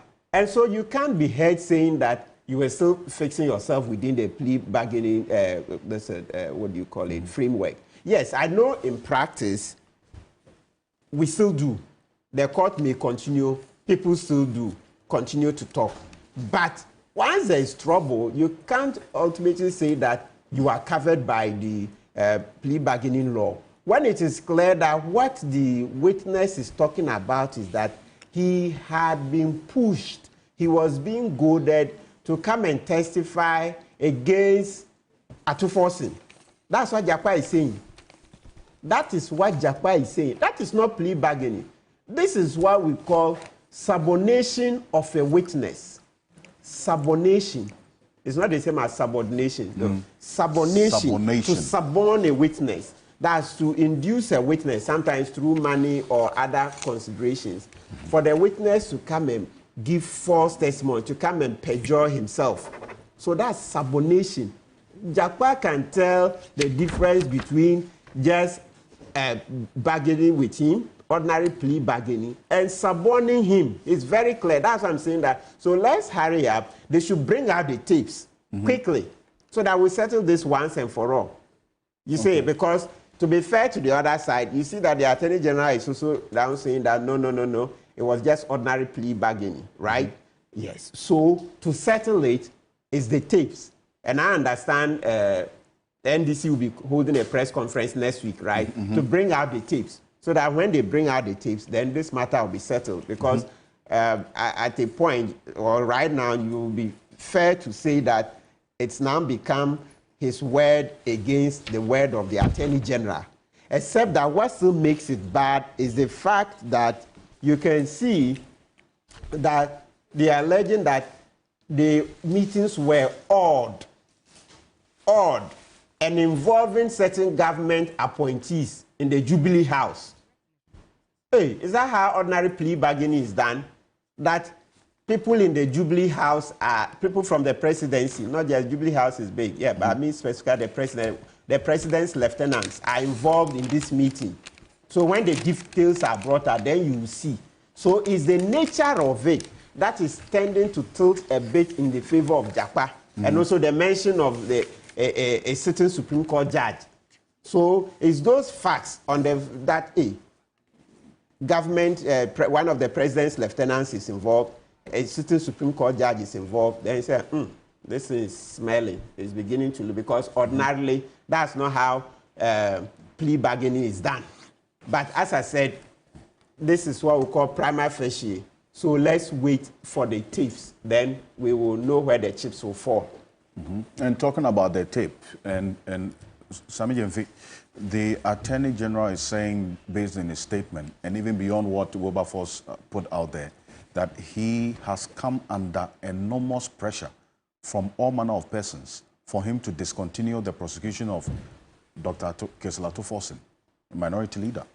But he has not yielded, that he has video evidence of Kesla Tuforsen, Dr. Kesla Tuforsen, coming to meet him and to plead with him to discontinue the prosecution. And he has refused to do so. Well, these are nothing but the words of a liar. Why? Nothing but sheer desperation of a sinking, or if you like, a drowning man. Drowning men always clutch onto straws. And that is what desperate Alfred Ocansey has been reduced to, trying to clutch onto straws. What he's saying is tantamount to a thief who is caught in KJTR, saying that, oh, don't crucify me because another thief stole at a doom. That is what he's saying.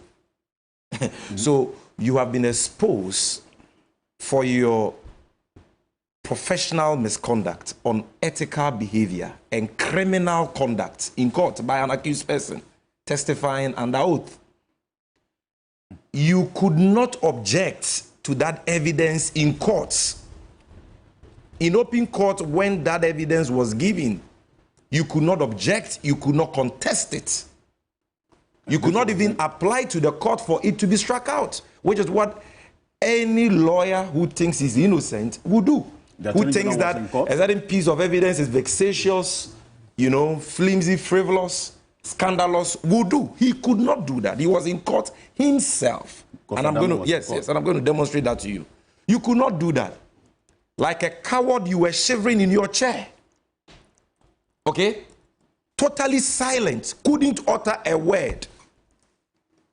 Because he was clearly scared of what the ramifications was going to be if he dared the accused person, Mr. Richard Jakpa. Because he actually said, if you dare me, I will open the Pandora's box. And Alfred Ocansey, the coward, was shivering in his seat, couldn't utter a word. Now, after the court proceedings ends, he now comes into the media to issue a press release to obfuscate the issues, making counter allegations. Why did he lose his mojo in court? Why couldn't he make those allegations in court? In any case, let's subject what he's saying to common sense. You are a prosecutor who claims to be fighting corruption. Somebody comes to you, according to your claim, to compromise you, not to do your job that you're obliged to do under law. Is that person not engaging in the commission of a crime? Yes. So since that incident happened, what has he done about it? Has he even spoken about it before? He only said he refused. Why did he have to? If Martin Pebu is a prosecutor and you try to influence him to drop a case, you think that he will be quieter and wait for the day he is exposed in court before he will throw that in? So clearly this is a desperate man who is trying to clutch onto straws because he knows that his sins have found him out. His day of reckoning has come. His cup is full. He is drowning under the weight of his criminal conduct. And therefore, he needs to equalize, obfuscate issues. You see, let's get something clear here. The context of this discussion is very important. This is not an issue between the NDC and the MPP. The NDC has not made any allegation against Godfrey Dame as far as this Ato Forsen case is concerned. Even Ato Forsen, our minority leader, has not made any allegation against Godfrey Dame, the Attorney General. This is not about politicians trading accusations in the media. So when you see Godfrey Dame issue a statement, and in the first paragraph of the statement, trying to reduce this to allegations from NDC people, that is the word of a liar. He is trying to turn this issue into political football so that he can exculpate liability. Because he knows that in this country, once the matter becomes NDC MPP, the noise doesn't allow people to appreciate the truth. And that is the game plan he's playing. That is why he got his surrogates like Paul Adomotre to put out that circus on TV. We don't know that. Okay, I know that. You understand? What is the issue about if it is not an NDC MPP matter? This is a criminal trial involving the leader of the NDC caucus in Parliament. Government is prosecuting him for his role in the procurement of 200 ambulances for the state.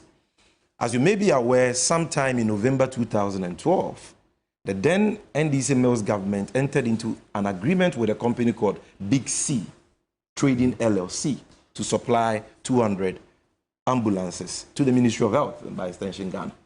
At the time, Honorable Ato Forsen was not even in government. He got appointed as deputy minister under NDC2, John Mahama, okay, and served as deputy minister throughout that 4-year tenure. Now, in 2014, on the authority of his boss, the substantive Minister of Finance, he wrote a letter to the Bank of Ghana for letters of credit to be established in favor of Big C's to serve as payment security for the supply of the ambulances. Now, the Attorney General contends that he wrote that letter without authorization and that some loss has been occasioned, and for that matter, he is responsible. He has occasioned that loss. We dispute that because there is ample evidence to show that he wrote that letter on the authority of the finance minister and that there was nothing unlawful about the letter he wrote and that that letter has occasioned no financial loss. But because the matter is sub judice, I will not prejudice the matter. Let the court decide that. Now, Ato Forsen has opened and closed his case. Okay? It is now the turn of the third accused person, who is a businessman, not an NDC member, a businessman called Richard Jakpa. He owns a company called Jakpa at Business Limited. And his company served as the Ghanaian agent of Big C. So Big C itself, which is a foreign company, is not being prosecuted. But the Ghanaian agent in the transaction, Jakpa at Business Limited, is being prosecuted. And they are the director or shareholder is the third accused. And it is now his time to do his case. Now, he was being cross-examined on the 23rd of May, 2024, by lawyers for Ato Forsen, first accused. The lawyer who did the cross-examination was our own brother, Eduji Tamaklu. Now, in the course of the cross-examination, he was asked about the letter Ato Forsen wrote to the Bank of Ghana for letters of credit to be issued.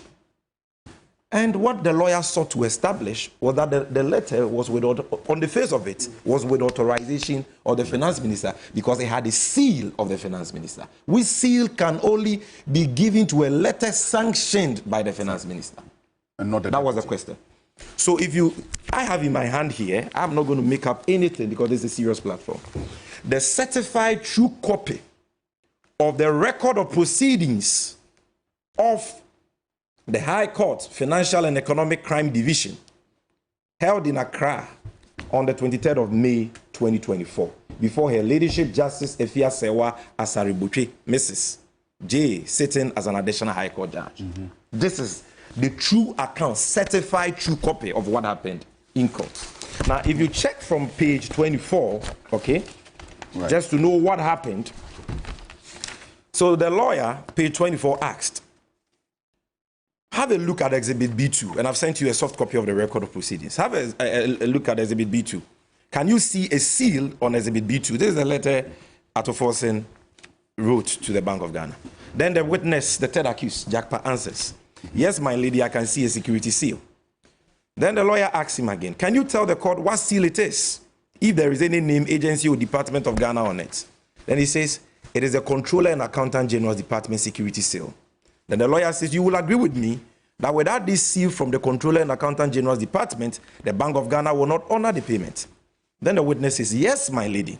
And to explain further, there's a seal that is in the office of the Finance Minister. Any letter that originates from the office of the Minister of Finance, if it is going to the Controller and Accountant General, carries the seal of authorization from the Ministry of Finance office. And it goes on and on and on. Then Godfrey Dame, I want you to know that he was in court. You see his name there, Honorable Dame. Yes. He rises to raise an objection. My lady, I am a little bit constrained to intervene because the Minister of Finance at that time was in court and testified about authorization. I wonder what Mr. Jakpa's business is to testify about authorization. So the court intervenes to correct the witness, okay? Then Dame comes in and says, just by force to defend other accused persons. So he was throwing a shot at Jakpa, that Jakpa was trying to defend other accused persons. So the court intervenes and says, no, that is not the point. Honorable Attorney General, do not talk. 2 days ago, you caused a third war here, so please. Then Gordon Tamaklo, lawyer for Atoforsen, intervenes. My lady, I do not know what the problem of the Attorney General is against A1 Atoforsen. Then by court, you people, please. Then Mr. Tamaklo, where from this defense? Is he defending him? Are we not entitled to cross-examination? No, what is this? Then the court intervenes. Mr. Tamaklo, I do not have a gavel. Please, all of you just resume your seats. Then Honorable Dame comes in, Attorney General. Why am I even calling him Honorable Dame? This Honorable Dame comes in. Well, my lady, the point I'm making is actually part of my objection. If my learned friend wants it to go on record, then let it be on record. Then Godwin Tamaklo, lawyer for Atoforsen, comes in. My lady, if he thinks the question is not properly asked, the question can be disallowed. Then the court comes in. So this goes on and on and on. Then Mr. Jakpa flares up and drops a bombshell. Okay? He says, my lady, I want to put on record that I am not here to defend A1, which is Atoforsen. This is on page 8, eh? Page 28. 28. Okay? Then Mr. Jakpa continues, my lady, I have heard that, but I want to make it clear here that the Attorney General has on several occasions had meetings with me privately at odd hours, both in person and on phone, in respect of this case, to cooperate or answer questions in a manner that will make his case better against A1. And I have refused, and I have evidence to that. And so if he is accusing me here that I am here to defend A1, he has brought hostilities to my doorstep, and I am responding to the hostilities. And if he continues on this angle, I will open the Pandora box, and we will all know actually what transpired. He has brought it up, and I will give it to him. Then the court told him to sit down. And Mr. Japa continued, I am angry because how can he accuse me to be defending A1 when I'm here to fight for my liberty? And he has been impressing on me to cooperate with him so that he can put A1 is Atoforsen, in jail. And I refuse. So he comes here to accuse me of defending A1. It is unacceptable. Then the court cautions him again. Then Mr. Japa says, so if he dares me, I will open the Pandora's box. Here, and I have evidence for that. He continues to say, let us slug out, and I am ready for that. The court had to contain him. Look, in all this, the court retired to chambers, came back, and all that. And rules. Yes. Right in now. All this, Alfred Dame could not utter a word. In fact, if you go on and on, you will see that the judge actually said, let whatever Mr. Jack Patel accuser said be captured on record. And that is why it is in the record of proceedings. So this is not an allegation from the NDC. And we in the NDC are saying that we are totally scandalized by this. We are disgusted and appalled by this revelation. Because this is not about a mere lawyer. This is about a man who is supposed to be an attorney general, a minister of justice. The man who is supposed to be the leader of our bar. And therefore must be an ardent follower of the ethics of the legal profession. Behaving like a crooked character, criminally minded character who has no respect for the right of accused persons, no principles, no morals, no integrity, no honor.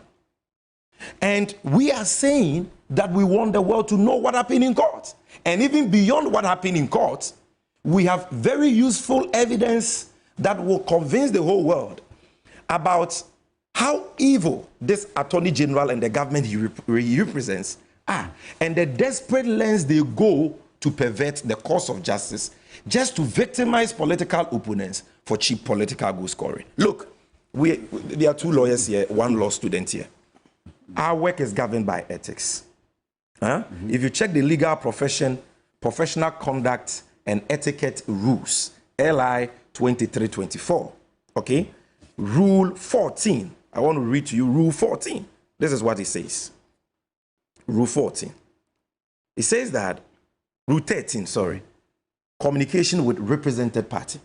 A lawyer shall not approach, communicate, or deal with a represented person on a matter or attempt to negotiate or compromise a matter directly with a represented person, except through or with the consent of the lawyer of that represented person. So, Jakpa is a represented person. His lawyer is Tabiosori, in this case. Godfrey Dame, who is supposed to be the leader of the bar, knows of this rule. So why will you be engaging him without this lawyer to compromise him, to get him to skew his testimony in a certain way that implicates an innocent man? This is not the only rule of ethics he has breached. Check Rule 40, which is a special responsibility imposed on prosecutors, not lawyers, prosecutors. Special responsibilities of a prosecutor, that's the title. 41, where a lawyer acts as a prosecutor, the lawyer shall act resolutely and honorably within the limits of the law and shall treat the court or tribunal with candor, fairness, courtesy, and respect.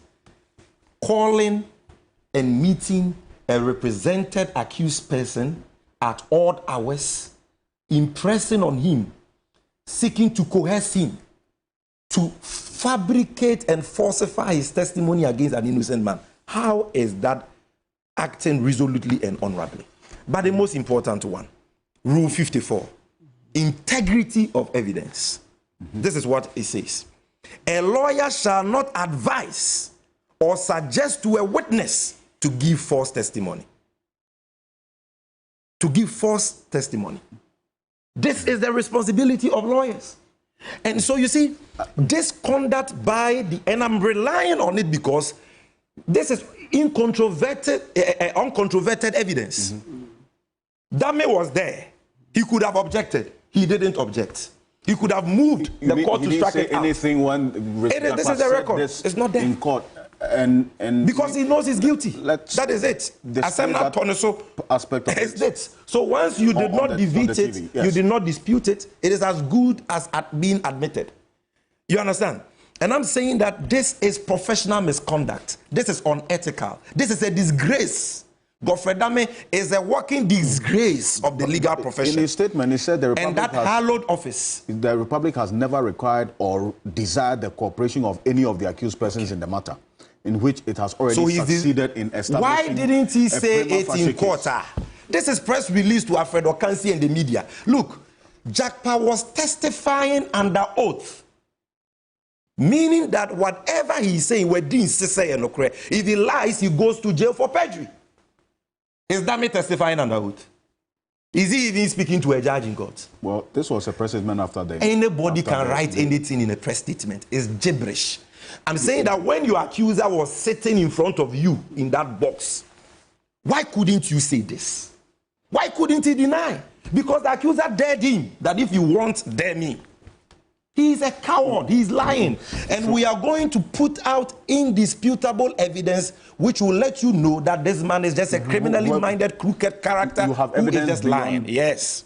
Look, he says that to obfuscate, even before I get there, let me demonstrate to you again that his conduct is not only unbecoming of a lawyer, not to talk of an attorney general, it is not only unprofessional and unethical, but also criminal. Because if you check the Criminal Offences Act of Ghana 1960, Act 29, Section 213 and 214, if a lawyer can help me, it talks about fabrication of evidence. Yeah. You can't bring any circumstance to exist which deceives a judge or a court about the existence of something which is not there. It is called fabrication of evidence. So if you are telling an accused person to come and bear false testimony against an innocent man, what you're seeking to do is that you want to fabricate evidence to deceive a court, and that is a criminal offense. And that is why I've been using the word criminally minded attorney general. I want you to know that I'm not here to attack anybody without sufficient grounds. And I want to put on record that Godfrey Dame will be the first attorney general who will not only be reported to the General Legal Counsel for professional misconduct, but will be prosecuted. You're going to prosecuted for fabrication of evidence, which is a crime. Mark my words, this is going to happen. Now let's go to his wishy-washy defense. They issue a statement number one. They say they have never met the gentleman. In one breath, they've never met him. In another breath, they say that, oh, this meeting the guy is talking about was part of plea bargaining. So did you meet him or you didn't meet him? Now, if they are talking about plea bargaining, let me demonstrate to you. And Paul Adomoche and his likes should be listening for free education. If you look at that plea bargaining does not even arise in this matter, is a total red herring. Let me educate them. Look, plea bargaining has been introduced into our Criminal and Other Offences Act by Act 1079. It governs how plea bargaining is done. Section 162A3 says this: where the accused person is represented by counsel, the plea negotiations shall be between the prosecutor and counsel for the accused person. So the letter they are bandying about, what is being circulated, which is a letter from Big C to the Attorney General, that you are prosecuting our agents. They didn't beg the Attorney General to forgive them. He said, you are prosecuting our agents. We are not a party to the action. We can't defend ourselves. But this matter can tarnish our hard-earned reputation. And therefore, we want to settle. You claim that the ambulances we supplied has occasioned you a financial loss. Ship the ambulances back to us. Let's pay you your financial loss of 2 million euros. Is this Mr. Jakpa begging Godfrey Dame to drop a case? It's a proposal for settlement. And the law allows for that. Then the Attorney General, listen, writes a letter dated 24th May, I'll give you this letter too, dated 24th May 2023, last year, and says that we wish to inform you that the terms of your proposal are unacceptable. So he rejects the proposal. A revised proposal is sent. He rejects it again. So plea negotiations never began. Let me put it on record. There's not been any plea negotiations in this matter. A proposal for settlement was made by Big C's through Jakpa, third accused, who adopted the proposal. right? The Attorney General says, I don't accept it. So the plea negotiations never happened. In fact, if the plea negotiations had even started, right, the judge would have just given them 30 days to reach an agreement and inform the court. After 30 days, it expires. So let's even assume, I have demonstrated to you that the Attorney General rejected it. So the negotiations was not even initiated. But assuming without admitting that there were even negotiations, it would have ended in 2024, maybe June, July. 2023. The calls and meetings we are talking about happened a few weeks ago. I'm giving you breaking news here. The calls the evidence will be putting out. I'm giving you a hint. It didn't happen any 1 month input. Any 1 month. It happened a few weeks ago. Yes. So where does plea bargain come here? And in any case, the letter from Big C's was signed by their lawyer. The letter from Jakpa, third accused, to the Attorney General, saying that this is the plea, this is our proposal for settlement, was signed by Richard Jakpa's lawyer. So assuming that the Attorney General wanted to engage them in plea bargain, won't he engage them through his lawyer? Which is what the plea bargain act is. And lawyer has read to you that they had 30 days. In fact, the judge has ruled in court. You remember that the judge issued a bench warrant for Richard Jakpa. Yes. You know why? Because when he wrote the proposal, he was under the impression that they were going to negotiate. So he was not going to court. At some point, the judge demanded his appearance in court and said, once the 30 days has lapsed, I am continuing the adjudication. So he's opening his case. He's under cross-examination. And whilst under cross-examination, you are having meetings with him under the cover of darkness to falsify his testimony. Answer, just a fixed match. Only team Kobobo. No, actually play and he say. He is coaching the accused person, answer it this way, so that you can incriminate an innocent man at forcing. He is the one I want to jail and I will set you free. This man is a crooked character. Listen, I want to conclude by telling you this. Here's the section. I thought you want to read. Yeah, yes. 213. 213. A person who fabricates 213 of the Criminal and Other Offences Act. Okay? A person who fabricates evidence with intent to defeat, obstruct, or pervert the course of justice in a proceeding commits a criminal offense and is liable to the same penalties as if that person had committed perjury in that proceeding. Now, 214 says, a person fabricates evidence if that person causes a circumstance to exist. That is what I'm interested in. Causes a circumstance to exist. Okay? And it goes on and on. With intent to mislead a public officer, judge, or juror acting in the judicial proceeding. So you are causing a circumstance to exist to deceive a judge when you go and tell a witness to give false evidence about an accused person. And that is why the man will not go scot-free. Look, I am saying it here so that my other colleagues can come in. That Honorable Ato Forsen, you know I have a very good relationship with him. Okay? I know.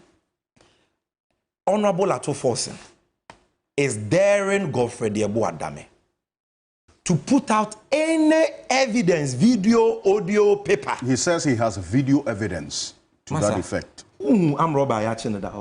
He will say anything to go scot-free. So you are asking... Show us the evidence where Ato Forsen came to you and said, my brother, I'm begging you, drop the case against me. Show it. Because you see, this one, you should not even be issuing threats. Because this is an Attorney General who is supposed to be exposing suspected criminals that he is prosecuting, who are trying to influence him. Okay, he is supposed to be doing that. So if you have this evidence, this is good evidence. The fact that you will even be concealing that evidence shows he is very corrupt. He doesn't have. Even if that evidence existed, it will not show any wrongdoing on the part of Ato Forsen. Get that clear. That you, a police officer, you come and arrest me, and you put false charges on me, and I come to you and say your charges are trumped up. Stop it, drop it. It is not a crime. It is. He is not a lawyer. He is not. He is not under any responsibility not to communicate with a prosecutor. It will not even be a crime. But I am saying that it has never happened that Ato Forsen has gone to Adame to beg him to drop any case. He is only saying this to obfuscate the issues, reduce the matter to NDC MPP football so that he can go scot-free. He can't go scot-free. He should meet Jakpa in court on Tuesday. You said you are going to meet also... Jakpa in court. You know report him. Yeah, I know. Have you heard that name? Yes, you should meet Jakpa. He has dared him. You are going meet to him in the box. Report the Attorney General to the General Legal Council. Oh, live and colored. And you would have him also. Live and colored. You're going to court on this matter. Live and colored. Mark it down. How much? I mean, you and I. Well, you are a student of law. Yes. Well, and so I will say that if, based on the records of the court, certified records, I'm sure you have a soft copy. Please check your phone. Check your phone. We've sent you all the documents that you have to. So you know, I can't read it at this. I can't read it at this spot, but no problem. Indeed, I can be your well. Give me the quotation. I can read the first point I want to make is that Sami, my brother, in his submission has made reference to Paul Adumochire about 3-4 times, and I think that it is not fair because he's not on this platform, and if we come to discuss matters of national interest, you don't need to discuss people who will not have the opportunity to rebut. It's not fair.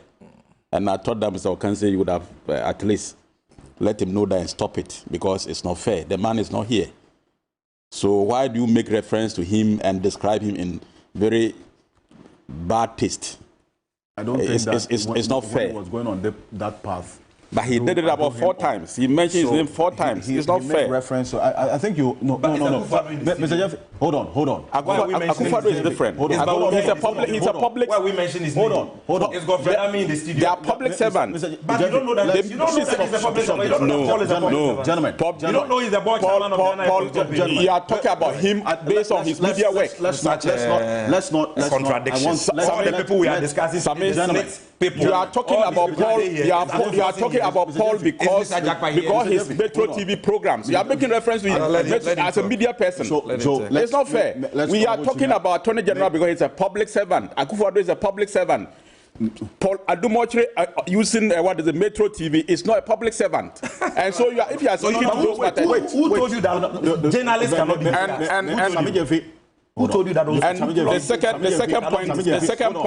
second point. Where is he getting that from?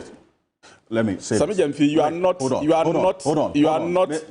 person who holds the knowledge of the world. Hold on. You should know that.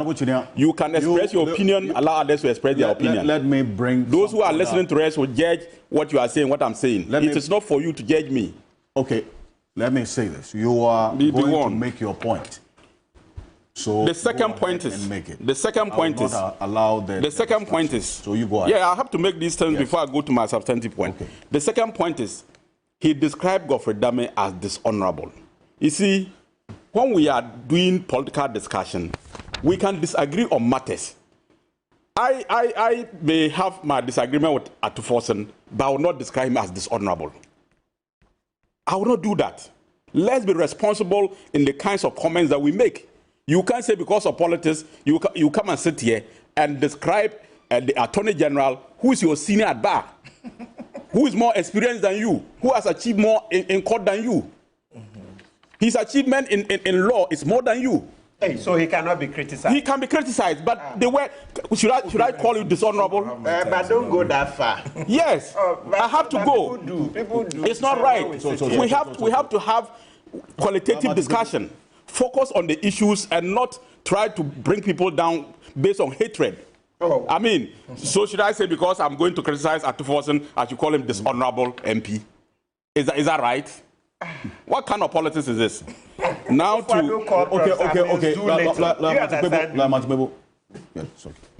now to the substance. I am outraged with the commentary by Sami Gyamfi. And I want to point out 2 matters in this case. Okay. The first one is the substance of the reason why the Attorney General is in court are the facts he has and has put before the court. That is what will determine whether Atuforsen is guilty or not. The issues of the third accused person raising matters of the Attorney General calling him whether true or false, I mean, let's say it's even true, are matters of his professional conduct that will have nothing to do with the case against Atuforson. Let's separate the two. The facts before the court, even if it is established that the Attorney General called the third accused person to try to influence him to testify against the first accused person, that will go to affect the professional conduct of the Attorney General, but there is no way to affect the matter before the court. And I want to limit myself to the matters before the court. That is what is most important. If Godfrey Dame has misconducted himself, if they can establish that, I mean, the appropriate courtesies will deal with it. That has nothing to do with the matters involving Atuforson. If there are professional matters that, the Attorney General has done, that they have evidence to prove, they should bring it. And if it is proven, he will be dealt with according to the appropriate agency. But Ocansey, this is a matter that the government of the NDC, from cabinet, they approved the purchase of 200 bus, ambulances, as Sami Jamfi stated.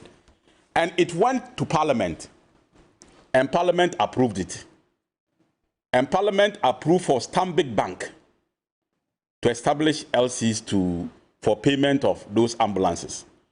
And in the contract agreement between government of Ghana and the company, the foreign company, which the third accused is the local rep, there are clear clauses as to what should happen.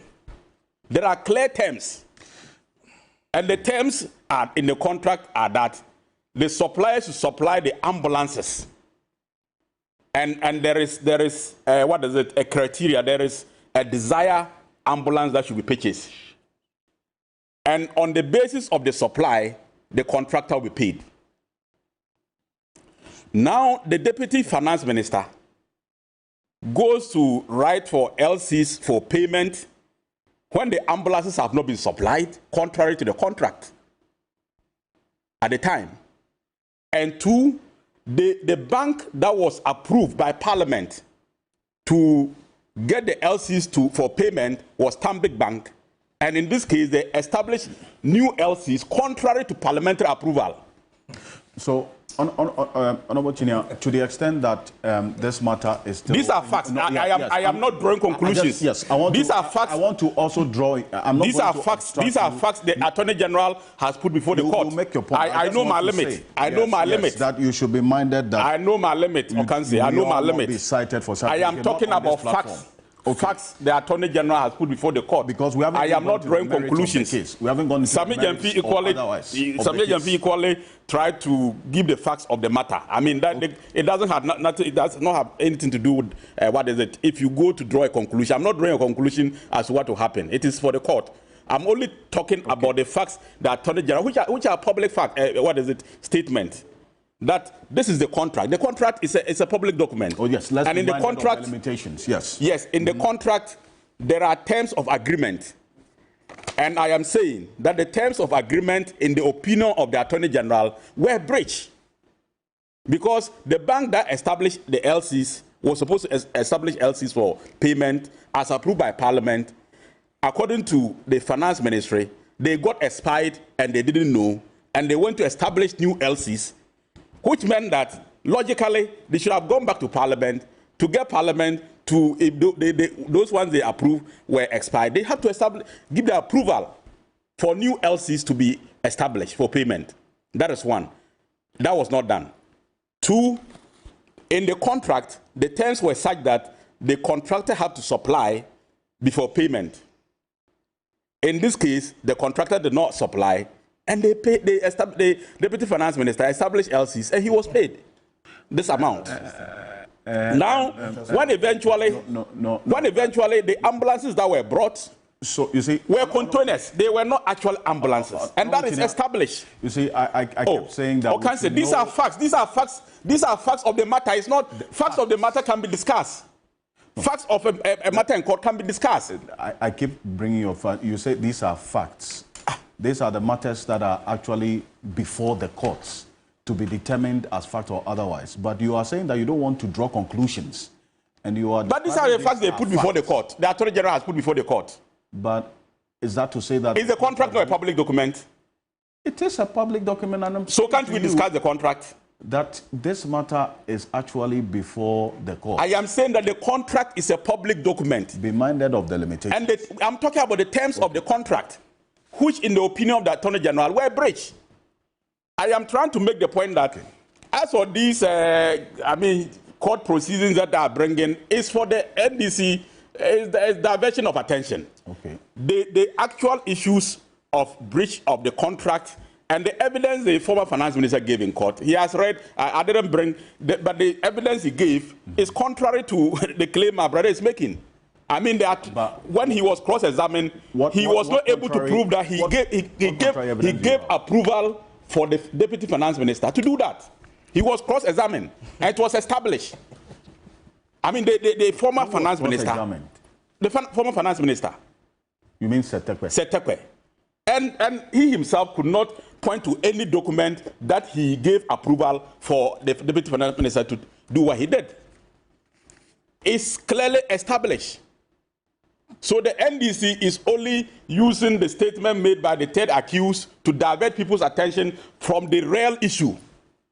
And I'm saying that the real issue is what the Ghanaians should be interested in. Also, the professional conduct of the AG, if it is established, is a professional issue.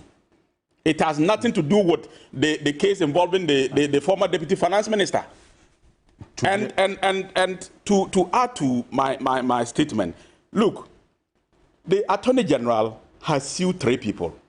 The first accused, the second, and we are expressing our opinions. No. I'm saying the likelihood, if the first accused, because the second and the third accused are being accused based on the action of the first accused.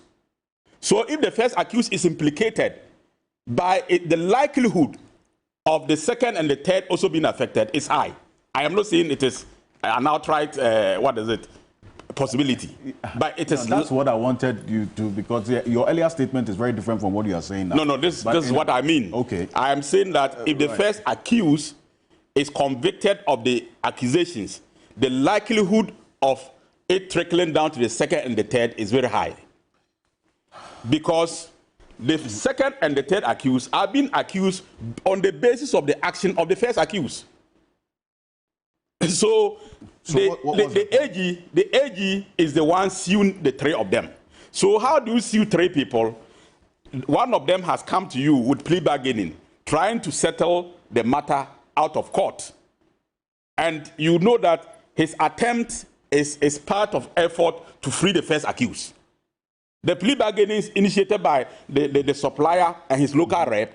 It's an attempt to get Atuforsen out of the case. So it means from day one, the fact that they came with plea bargaining in favor, is to favor Atuforsen. So I don't see how the Attorney General reasonably will think that the third accused is different from the first accused. Because the effort the third accused is making is to free the first accused. Because if you have the plea bargaining accepted by the Attorney General, it means that the chances that you have to spare all the 3 is increased. Okay, so let me, Honorable Chinia, because you made a number of statements, I want to, but he also made a number of statements. Yes, I'm just telling you something. If you can kindly hold on. You said that Setekwe testified in court indicating that he did not at any point give authorization for the letter of approval for these ambulances. You didn't hear what I said. No, what did you say? I said in cross-examining him, he couldn't point to any document that shows that he gave approval for the deputy finance minister to do what he did. Okay, so let me tell you. Because he was cross-examined. So this was in October 2023. That is when Setekwe was in court.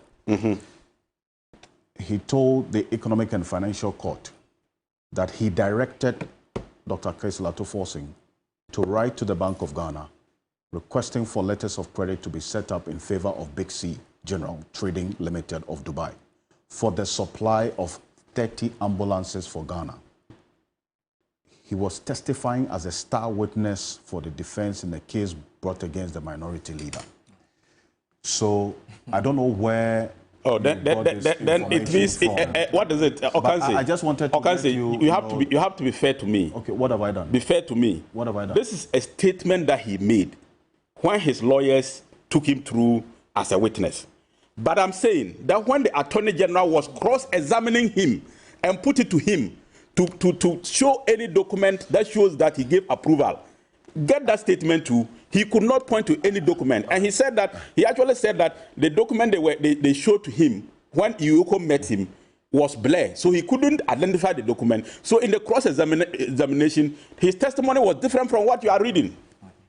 So, I'll set the record straight. So don't worry. You will. Let me also acknowledge the presence of Professor Apiejetua, who is a professor. Associate Professor of Law at the University of Ghana School of Law, and then also, I understand the spokesperson for the Attorney General is also wanting to make an intervention. Okay. But now number one, Alfred. Let me deal with a few issues. I beg you, a few issues. Number one, it is laughable that the Deputy Minister of Sanitation, who is a law student, will attempt to defend an Attorney General who could not defend himself in court. That's number one. What exactly do you mean by that? Number one. No, this is a Deputy Minister of Sanitation trying so hard to defend an Attorney General who, when confronted by an accused person testifying under oath, could not defend himself. You understand? When you should be focusing on how the rains have exposed how dirty Accra is, the floods and all that, he is interested in defending an Attorney General who could not defend himself. Number two, he makes this point, he goes into the substance of the matter, prejudicing the matter. I have not. Making pronouncements on the probative value of evidence. You see, he's a law student, so I'll pardon him. And I will not follow him there because I should know better as an officer of the court. But just to clarify that Seth Tekpe was categorical through his testimony that he authorized Atuforsen. And if you check the ruling on the submission of no case, the judge has reduced the issue Atuforsen has to answer to that main issue as to whether or not he had authorization. This question he's talking about came up during cross-examination, whether he directed Atuforsen through a document. But tell me, common sense, tell me. He is a deputy minister. When your boss on a daily basis gives you direction on what to do in the office, does he always write it on paper? Are they saying that a minister must always write directives or assignments or delegation that he gives his deputy on paper? In contracts and this the most important thing, the most important thing, as I have read to you from this record of proceedings, is that the letter Atuforsen wrote had the seal of the Ministry of Finance. Which seal is in the custody of the personal secretary of the Ministry of Finance. Without his approval, nobody can have that seal. So number two. Matters are obviously playing. So let's move. Number two, you see, he's cast aspersions on my person. Let me deal with a few issues. I'll do that quickly. There is no rule anywhere that if you are on a program like this and there is nobody in the studio, don't comment about that person. Atuforsen is not here. Alfred, you allow me on the floor. Yes. Atuforsen is not here. He has spoken about this. It's a different. Don't compare the two. Exactly. Sami, don't compare the two. Adomotre, look, when you were talking, you said I should not interject. I think you should give me that respect. You see, Paul Adomotre is a journalist who has commented on this matter, and therefore we can comment about him. In his comments on this matter, he has spoken about me, and he has spoken about the number of people, so he can be spoken about. You make a specific reference in response to the comment made, and about me, the person. Exactly. I think and in any case, that person is a public officer. He didn't even know. So this whole argument that somebody is not in the studio, so you cannot talk about him, is ridiculous. You are not talking about his public office. Number two. There is nothing wrong describing an attorney general who goes about influencing witnesses and accused persons unprofessionally under the cover of darkness to fabricate evidence. That has not been proven. My brother, you're going to allow me to talk. It's an allegation. You're going to allow me to talk, or else you will not have any time to talk. It doesn't matter. Yes, you're going to allow me to talk. You say you are a lawyer. No. Respect yourself. Respect yourself. The man makes respect yourself. Respect yourself. The allegation. Respect yourself. The allegation was not. It is not a mere allegation. It is evidence under oath. which evidence the person against whom it was made could not dispute. And it is on the record. And I can talk about it and say I believe that because he could not dispute it. If you've been taught evidence, you will know the rules of evidence. Now, number two. Is it number three? Yes, number three. You see, aside the right to life, the most important right any human being has been given by God is your right to personal liberty. And so if somebody, knowing that you are innocent, seeks to procure false evidence against you, to deny you of your personal liberties, like Dame is trying to deny Atoforsen of his personal liberties. He's trying to get him jailed by getting an accused person to implicate him through false testimony. Anybody who does that is not only dishonorable, but he is a criminal. And we will say it over and over again. If Dame is a man, he should sue me. And I will adduce evidence to show that he is a criminal who engages in the fabrication of evidence against accused persons who are supposed to be presumed innocent until proven guilty. If he's a man, he should sue me. His spokesperson is on. Number four. Hold on, let me go on. I have to respond. So, like I waited for you to finish and respond. Okay. Wait for me to finish and you respond. Again, you see, I have read to you the ethics of the legal profession. Rule 13, Rule 40, Rule 54. I have read to you the provisions of the Criminal and Other Offences Act, Section 213 and 214. You've not been able to dispute any. So this circumlocution you are engaging, trying to defend the indefensible, trying to defend a man who had no defense when his accuser was before him, is neither here nor there. Finally, the plea bargain matter has been demolished, in the sense that plea bargain has never been initiated. They should educate themselves by reading Act 1079. Before plea bargain will even be initiated, after a proposal is made by a party, whether the prosecutor and the accused person, it must be accepted and the court notified that plea bargain has been commenced. It is upon the court being notified that an adjournment is given for the parties to go and engage in plea bargain negotiations. That has not happened in this case. The proposal for settlement was dated 27th April 2023. The revised proposal, May 2023. The AG objected and rejected all proposals in May 2023. The 30 days window has lapsed. So if only a few weeks ago he was in meetings with an accused person who is testifying in the court, going through cross-examination, having secret meetings with him, impressing on him to skew his testimony in a way that implicates an innocent man Atoforsen, he's not only dishonorable, but he's criminally minded. He's a disgrace to the legal profession. First of all, we are starting with the press conference and the evidence. Martin Kwebu wants the evidence. We will give you the evidence. Okay. And our honor is on the line. We will give you the evidence.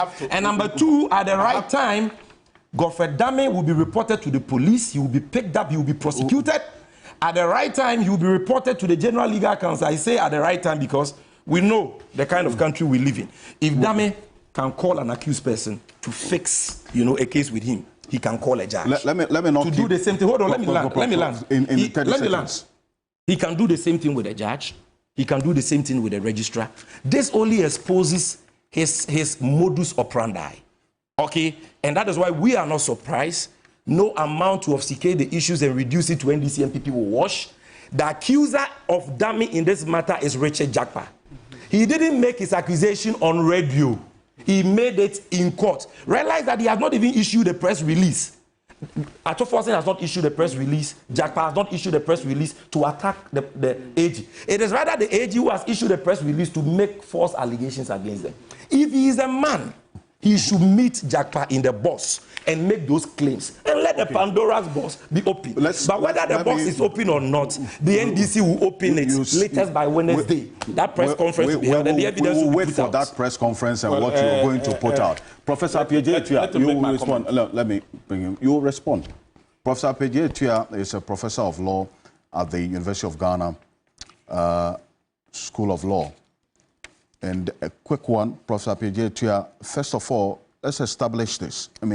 Does the plea bargaining process, as established in law, include, for instance, the accused person being asked to help make a case against another accused person by the prosecution? Well, based on what the third accused is saying, there seems to be something which is odd about the whole process because, like I said initially, it's not supposed to be imposed. It is, that's why it's called a bargain. It's like going to the market to bargain for the price of a container of tomatoes or something. So it should be at the free will of either party. One cannot impose on the other. And so if it is the Attorney General that is suggesting for a plea bargain, it should come freely from the accused person to accept it. And then they negotiate the terms. There are different aspects of the free bargaining process. It could relate to the sentencing, it could relate to the charges, it could relate to the costs involved, it could relate to, for example, how much the accused person is ready to pay as compensation to the victim involved in the case, a number of factors. So all those things, the two parties will need to agree on. Sometimes, in most cases, involving their lawyers. And then they argue and they make a case that this is what I will lose. It's a kind of risk-taking as well. So you look at the advantage of going full trial and what you would lose or what you might lose if you go on a full trial. And then you go for a reduced trial, but you're losing something. And if you put everything in the bag together, you realize that at the end of the day, I'm better off not going full trial, even if I may lose some rights. And by looking at the bigger picture, I'm better off. You spend less time in the courtroom, you're able to save some time for some other activity. And so at the end of the day, you say, I'll go for it this way. So if it is being imposed, then it becomes a problem. It loses the idea of bargaining. And if you look at the Act, it doesn't accept that or recognize some imposition in this whole bargaining process.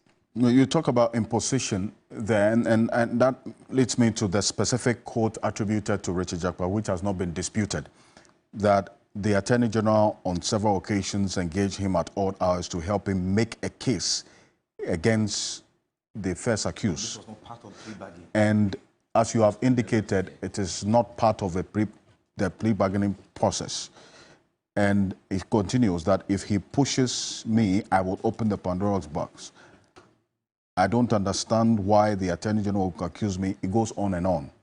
Now, that particular statement, which you have read and seen as well, does that raise any concerns for you from where you sit? No, I don't think that is part of a plea bargaining process, because here you are trying to make the other person support the case of the other person. In the plea bargaining, yes, you can bargain that, okay, here's a case where the main fish, if you like, in the case is one particular accused person. And if we're able to find him guilty, it will make our case stronger. As for the other parties, they are lesser or smaller fishes, if you like.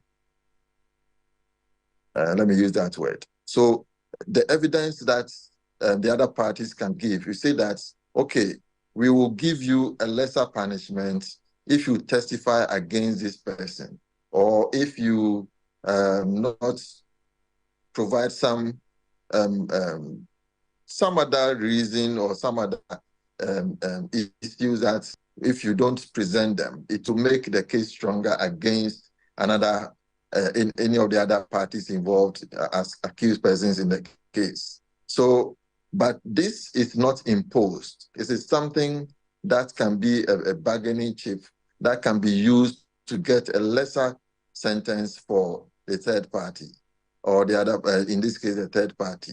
But it is not something that should be imposed. Now, but looking at the whole scenario, based on the facts of what we have heard, we don't know the details. But according to what is in the news, it is rather and I think even Attorney General confirmed that it's the third party that initiated the plea bargain. If that is the case, then there is no way the Attorney General should take advantage of that to ask the third party to testify against the other party by way of imposition. Because if that is the case, and probably that is why the NDC, the third party in the case, made the court record it. Because if that happens to be the case, and then the plea bargaining is struck and judgment is given, but later on it is found out that the bargain was achieved through some arm twisting and so on, the court can nullify the whole process. So it is not part of the plea bargaining process. Right. Trying to arm twist somebody, trying to push somebody to the wall is certainly not a bargaining process. It should be a free negotiating process, which at the end of the day should benefit. It's a very instructive statement that you made in the end there, but where an accused person makes such allegations, Prof, against a prosecution during cross-examination in open court, and it is not contested by the prosecution, I mean, how will the court be required to treat a statement like this allegation? Well, first of all, it is noted by the courts, and if it becomes necessary that it will affect the outcome of the case in any way, then evidence could be called to confirm or to ascertain the facts and to know what really happened. And if that is the case in this context with respect to the plea bargaining, the whole process, the whole plea bargaining thing can collapse and normal due process will follow. And so that is what the court will do. Thank you. Thank you very much for your input on this. Professor Appiagyei Etua is a professor of law, even an associate professor of law at the University of Ghana School of Law. They're also making very instructive statements in this regard. Thank you very much for this input. And I would come to you, Honorable Chinia, because Lawyer Martin People, that's that same question of how this allegation that is not contested would impact on the case going forward. There's been suggestions that either the Attorney General should recuse himself. Others say that, look, the veracity of this case, if so established, could lead to a mistrial. Is it one that can happen because of this statement, this allegation that was not contested in open court by the Attorney General? Oh, yes. Yes, so the court has inherent jurisdiction, right, to stop the trial, okay, discontinue it, once the court finds that its processes, that this prosecution, is being abused, is being used for a political vendetta. So meaning that if once it's established that the Attorney General had no basis for coming to court, but just initiated this particular prosecution in order to muscle Atuforsen, you see, in order to shut him down, then the court can stop the trial. Because you see, one thing that, especially if you add it to the fact that Big C had said, give us the ambulances, we will pay you back. So why are we in court? So if you look at it, once the tapes come out, it shows that the Attorney General was really suborning the witness. Oh, this case will have to be discontinued because we don't allow it. It's not allowed. You can't use the court processes for vengeance. You don't use it to muscle political opponents. No, that's what we call abuse of process. If we find that, that would be tantamount to abuse of process of the court, using it to witch hunt political opponents. That's not what the law is for. You see, and especially if you look at it, I'm tending to be on the side of Jakpado. Ultimately, is the tapes that would resolve everything. Because, you see, in the past, this is an Attorney General who added ACP Dr. Benjamin Agbojo to the treason trial when he himself had no basis, and he told me, and Agbojo was standing there, that, oh, we just added him. Just added him so that the case will look credible. And destroyed an assistant commissioner. He said that to you? Yes. Agbojo was standing there. That's my luck. So it's not like I had to go in. He was standing behind me when Dami said it. Move, you come to Cecilia Dapa on Saturday, 4th May. For malicious prosecution. We are looking at that. Okay. On Saturday, 4th May. What did Dami do? He went on Joy FM and lied about Cecilia Dapa's case. Said that Mamiti Wadodankwa had conducted thorough investigations and found nothing. Meanwhile, your own letter that you instructed Evel Kilson to write, you said Yoko was here to commence investigations. So if you add this attempt to free Cecilia Dapa, what you did to ACP Dr. Benjamin Agbojo, okay? I'm tending to go with Japa, though I will hold my horses and wait for the tips. But Dami, no. Dami has okay. So you will come to that later. Okay. Now, I think that because you are also a student of law, I keep coming back to that. We cannot wish away the impact and the extent. No. Part 1 or 2? It's part 1. Part 1. Yes, it's part 1. This one after the program. It's part 1. No, let's. I'm not a lawyer. That is the most important thing. He's in that. You're studying law. He's studying law. Part 1. Yes. That it should be of concern, is it not? I mean, regardless of where you sit, that because it could happen to anybody. Yes. That if a statement like this is made, which is not contested in court, how do we treat this? You know, in my submission, I don't know whether you paid attention to what I said. I did. I said the issue the third accused person made in court is about the professional conduct of Godfrey Dami. For me... Is it just about the professional conduct? If it is established that he tried to influence him, it's about his professional conduct. It doesn't go into the merit of the substantive case in court, where my interest is. And for me, the substantive matter is about the contract that government of Ghana signed with the supplier and how the terms in the contract were applied. That is what is before court. In the case of the third accused person making an allegation against the Attorney General, is yet to be proven. The Attorney General has also made an allegation against Atufosin. It's yet to be proven. Let's wait for both to prove their cases or their allegations. But to the extent that the Attorney General was in open court and not contested. Well, I mean, lawyers will conduct their businesses the way they appreciate it will serve them better. If he thinks what the man said has no material evidence against him, and you know, when somebody makes an allegation, the burden of proof is on the person. So the third accused person who made the allegation against the AG is the one who must prove that what he said is true. It's not the AG who come and prove that it's not true. And this was captured in the it doesn't matter. But the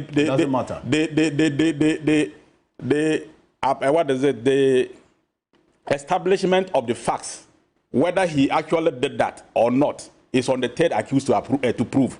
Okay. Now, I am concentrating on the matter which I believe the NDC and Sami Jamfi and co are trying to divert Ghanaians' attention from. And that is the contract that government of Ghana entered with the supplier. What are the terms in the contract? Because if you have a good case and you put before court, you don't need to coerce somebody to come and support you. And for me, from where I sit as a student of law, I think the Attorney General has a strong case before court that he doesn't need the support of the third accused person to prove his case. Okay. Because the contract is there, the terms are there, and if the terms are violated, they are put before the court, and you can pinpoint to the violations, which I believe the Attorney General has done. You see, we don't need to get into the matter. Otherwise, the bridges are there. It's clear. You sign a contract with somebody, the person is supposed to supply ambulances to a particular specification before he's paid. Before he's paid. He didn't supply the things, and you paid him. And when you even supply some, they were not up to the specifications. It means you breached the contract. But today they are saying that we should bring the ambulances for our money. I think that why did they even supply that in the first place? Why did they put in it? Are they ambulances? Yes. I haven't finished. No, we can't. Gentlemen, hold on. I haven't finished. Conclude on your point. You see, Same keeps insinuating and using bad language against the Attorney General. It's not every accusation that you make that will turn out to be true in the court. He himself made an allegation against the energy minister. What happened? Was he able to prove it in court? He couldn't prove it. You made an allegation against the energy minister. So the fact that the third accused person has made an allegation against the Attorney General, I thought that we would have waited and brought the evidence. You shouldn't be speaking plenty. Why do you speak? You are a lawyer. And lawyers, you have your evidence. Bring the evidence and show to Ghanaians that this is what the Attorney General did. Why are you ranting and insulting the man and saying all kinds of things when you yourself have made several allegations against people that you couldn't prove, and you have been fined in court because of lies? All right. Well, we should stop this. So you made your point, and I'm concluding on this. Yes. Response. Number one, there's not been any trading of allegations. What Jakpa said was testimony under oath. It is evidence he gave in court, part of the court record. It is not an allegation. It is the Attorney General who, as a coward, could not dispute that, came into the media to make allegations. You see, when you are talking, I'm quiet. When you were talking, I was quiet. Allow me. Respect yourself. Number two, he's gone on and on and on. The fact that the man made a Masa, can I make my point? Hold on. If the man made an allegation in court, you are telling us that is a fact. You don't even have the capacity to even argue with me on issues of evidence. So keep quiet and let's talk. Keep quiet and let's talk. Gentlemen. When you were talking, I was quiet. What capacity do you have? Number two. What capacity do you have? What capacity? Let's stay focused. Conclude. Number two. He keeps on saying that they have a good case. They have a strong case. The Attorney General has already established that. And yet this is the Attorney General who is going about coercing witnesses to bear false testimony so that he can jail an innocent man. If he had this good, wonderful case you're talking about, why is he doing that? It is all the things he has said about the terms of contract we signed are false. Palpable falsehood. Okay. The contract was signed in November 2012. Letters of credit issued by the Bank of Ghana as security, which had condition precedence, which condition precedence says that the ambulance have to be shipped and payment can only be made on site. In October 2016, 10 of the ambulances were shipped with medical supplies. This government came, refused to clear the consignment when they know that the Ministry of Health is the consignee and only they can clear it. They've allowed thieves to vandalize the vehicles. They've allowed the medical supplies to be stolen. Some, as I speak to you, the imported medical supplies have been at the port for 8 years. They, who through their negligence, this is just like Saglemi. They through their criminal negligence have occasioned a financial loss to us, have the effrontery to sit on TV and accuse people of financial loss.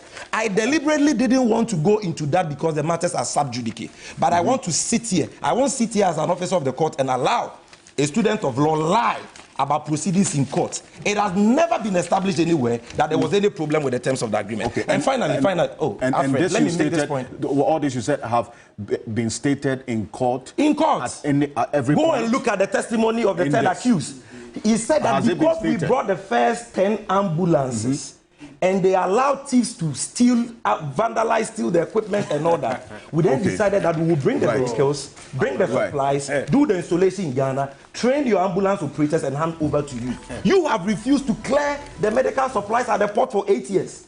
Having occasioned this financial loss, you are accusing, pointing fingers at others. Let me conclude on the personal attack on my person that I made an allegation about the Ministry of Energy who I couldn't prove.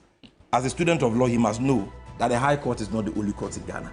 That matter is pending in a higher court, the Court of Appeal. Okay. There is an element of it pending in the Supreme Court. It is after the matter has come to its end, okay, all the way to the review panel of the Supreme Court, or if I give up at a certain level, that you can say I've not been able to prove. In any case, who doesn't know. Seydou Imba himself is on tape. So the tape. Let me conclude. Let me conclude. Hold on. Let me conclude. Seydou Imba, Seydou MBA is on video speaking to how Napo, the energy minister, recruited him, got him juju, got him rings, and has used him for violence. So the tape is there. But the court has ruled against you. So you are saying that this matter is in court. That evidence was not. So you believe that this plays out in court. The matter was the court ruled against you and you have been fined. The High Court. Now we are in the Court of Appeal. Continue. There will be an application to adduce fresh evidence. This matter is in court. We are now starting. This is not. Thank you. Thank you. Thank you, gentlemen. Thank you. Thank you. This matter is in court. Thank you. The 31st of this month, this case will be called in court, and we will be there to obviously report it. So let's wait until this matter. Wait, gentlemen. No. We'll be back shortly after this quick break. We'll be back after this quick break. We'll be back. We'll be back after this quick break. Stay with us. We'll be back shortly.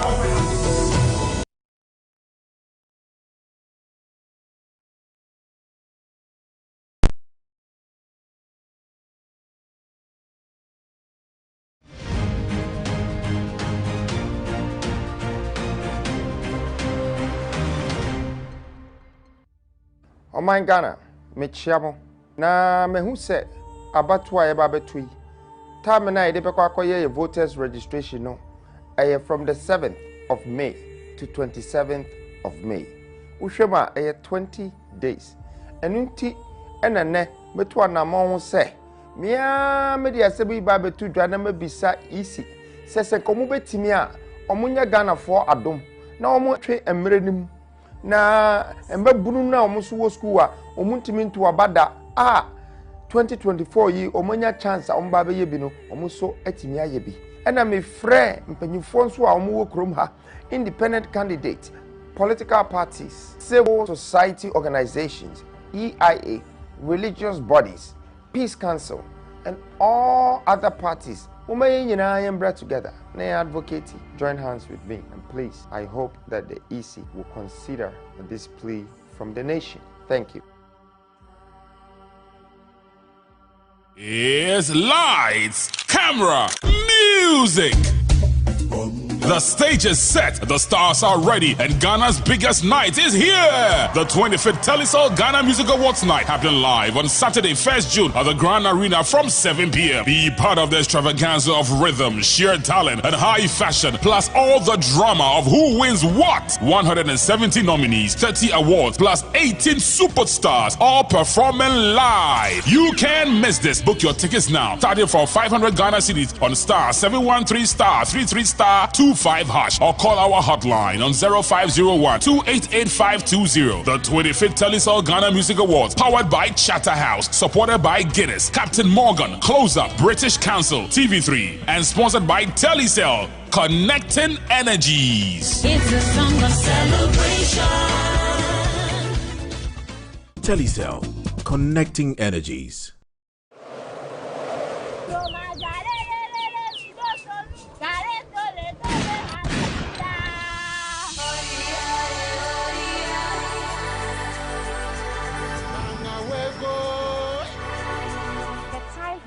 For you to rise and let your light shine, to embrace the power and potential that resides within your heart. Ghana's Most Beautiful is not merely a competition, but a celebration of our beauty, our strength, and resilience of Ghanaian women. It is a platform to showcase your unique talent, share your stories, and inspire others with your grace and elegance. We are searching for the next Ghana's Most Beautiful. Are you the one to win the car, cash, and crown? If you are, join us as our audition train moves. Yes, from the vibrant capital city of the northern region, Tamale. Join us on the 7th of June in Tamale at the Gariba Lodge. Then we move to the land of rich culture, Kumasi, at the Midling Hotel on the 9th of June. Then we move down south to the coastal charm of Takrade on the 11th of June at the Rainbow Hotel. And finally, the last stop to the heart of Ghana, Accra, on the 15th of June at the TV3 premises in Kanda. All auditions start at 8 a.m. Step forward.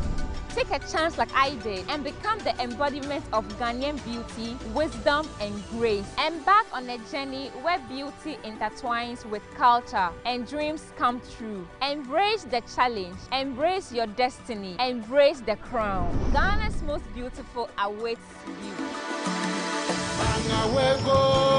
GMB is sponsored by Gino Tomato Mix, GTP, Pepsodent Charcoal and Lemon Infused Formula and Pepsodent Natural Herbal Formula, Geisha Moringa and Geisha Black Soup, Key Soup, Heaven Black Mosquito Spray and Coil, Enapa Foods, Kivo Foods, Reflow Sanitary Pad, Vitamilk, Global Wings Travel and...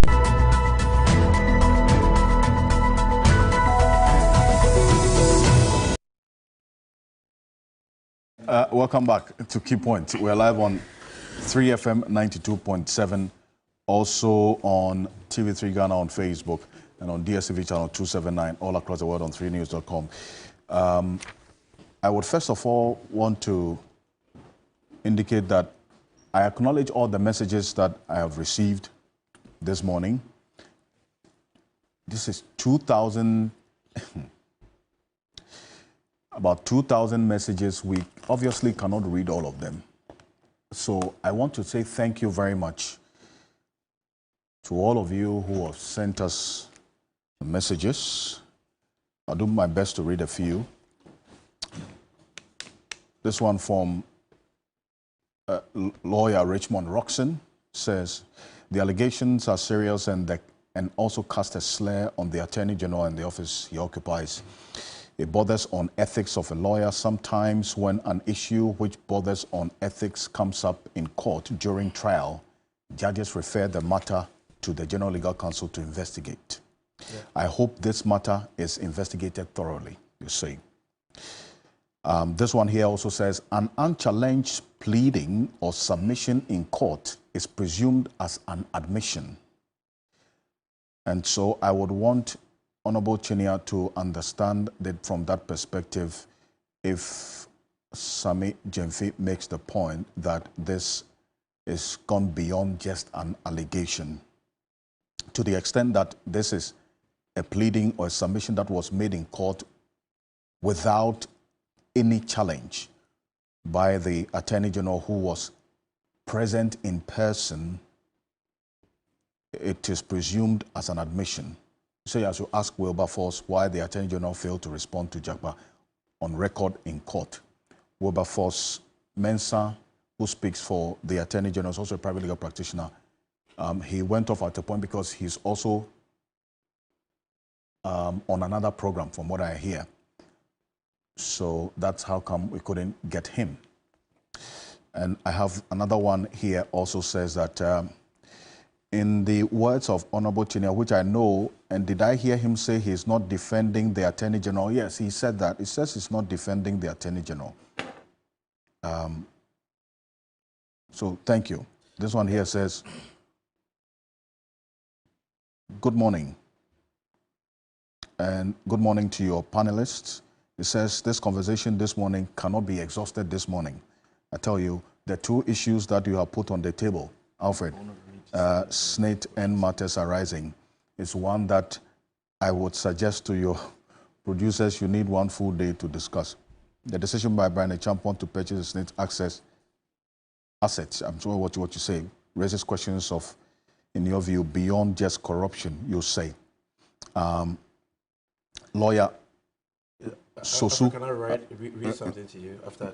Yes. Lawyer Sosu, who's a member of parliament for the Medina constituency, also says the court extract of the testimony of Mr. Jagba is damning and casts a serious slur on the integrity of our justice system. If indeed the learned Attorney General has engaged in acts that are alleged by the witness, it would be appropriate for him to resign or step aside from the prosecution of the case in issue for him to be fully investigated. It's a long one from you, Lawyer Sosu, Member of Parliament for the Medina constituency. This one here also says that I would want to wait for the NDC to bring out their evidence as well. Until then, I would be on the side of Honorable Chinia on this matter. Thank you very much. Emmanuel from Nungwa. Okay. There's been some messages, people trying to understand this issue of plea bargain. No. I wanted to read some portions of the Plea Bargain Act, just 2 sections. Just that portion. It says that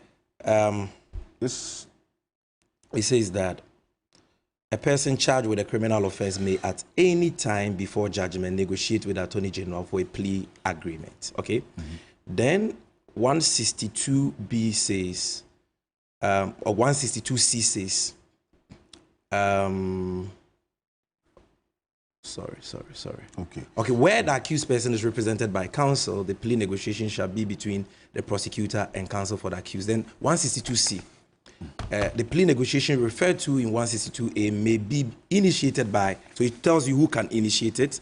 Then 162C3, the prosecutor, the accused person, or the counsel for the accused person shall give notice to the courts in writing of the commencement of the plea negotiations. Now, the key point here is that the court has not been notified that any plea negotiations is going on. And that even if plea negotiations were to go on, it had to be done through the lawyers since the parties are represented by counsel. Thank you very much. What we are talking about has got nothing to do with plea bargaining. Okay, the Edem King says Ghanaians voted MPP at a point, also voted NDC, and come back to the NPP to correct the wrongs of the NDC.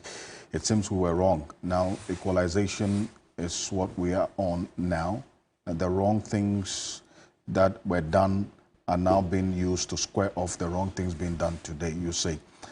This one here says, I worked for 37 years, and I'm taking home 50,000 CDs. Somebody who has managed a hotel for 6 months and taking home $18,000. Mercy Lord, George Dovlo.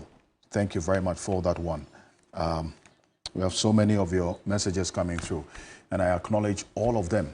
Thank you very much for all these messages. In fact, they still remain on our message console on our Facebook as well. Keep the conversation going in there. The SML full report was released this week, and a number of things. We'll put portions of it on the screen, and I'll just take a couple of minutes from you, all three of you, gentlemen, respectfully. This one, the first point that is captured in the full KPMG report, which we do know, is that Snit, I beg your pardon, this GRA entered into 6 service contracts with SML without PPA approval. We'll put that on the screen as we go on. And that is instructive, to say the least. And the first is the 1st June 2018 Transaction Audit Service, Contract Extension, 1st January 2019, External Price Verification Service, April 1, 2019, and then it continues. Consolidation Services Agreement, Measurement Audit of Downstream Petroleum Products, Addendum to Measurement Audit for Downstream. All these GRA entered into with SML, utilizing the single source method without obtaining approval from PPA. There were some taxes that were supposed to be paid to GRA as well, which were never done. And then also SML, in fact, in a number of instances, the KPMG report also said they contacted some stakeholders in this space.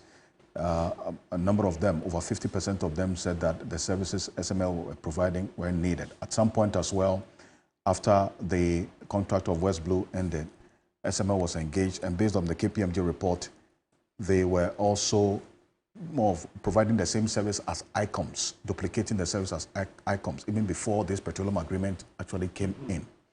I mean, beyond this release, after the earlier position by the presidency, the president says he's waived that right to do so.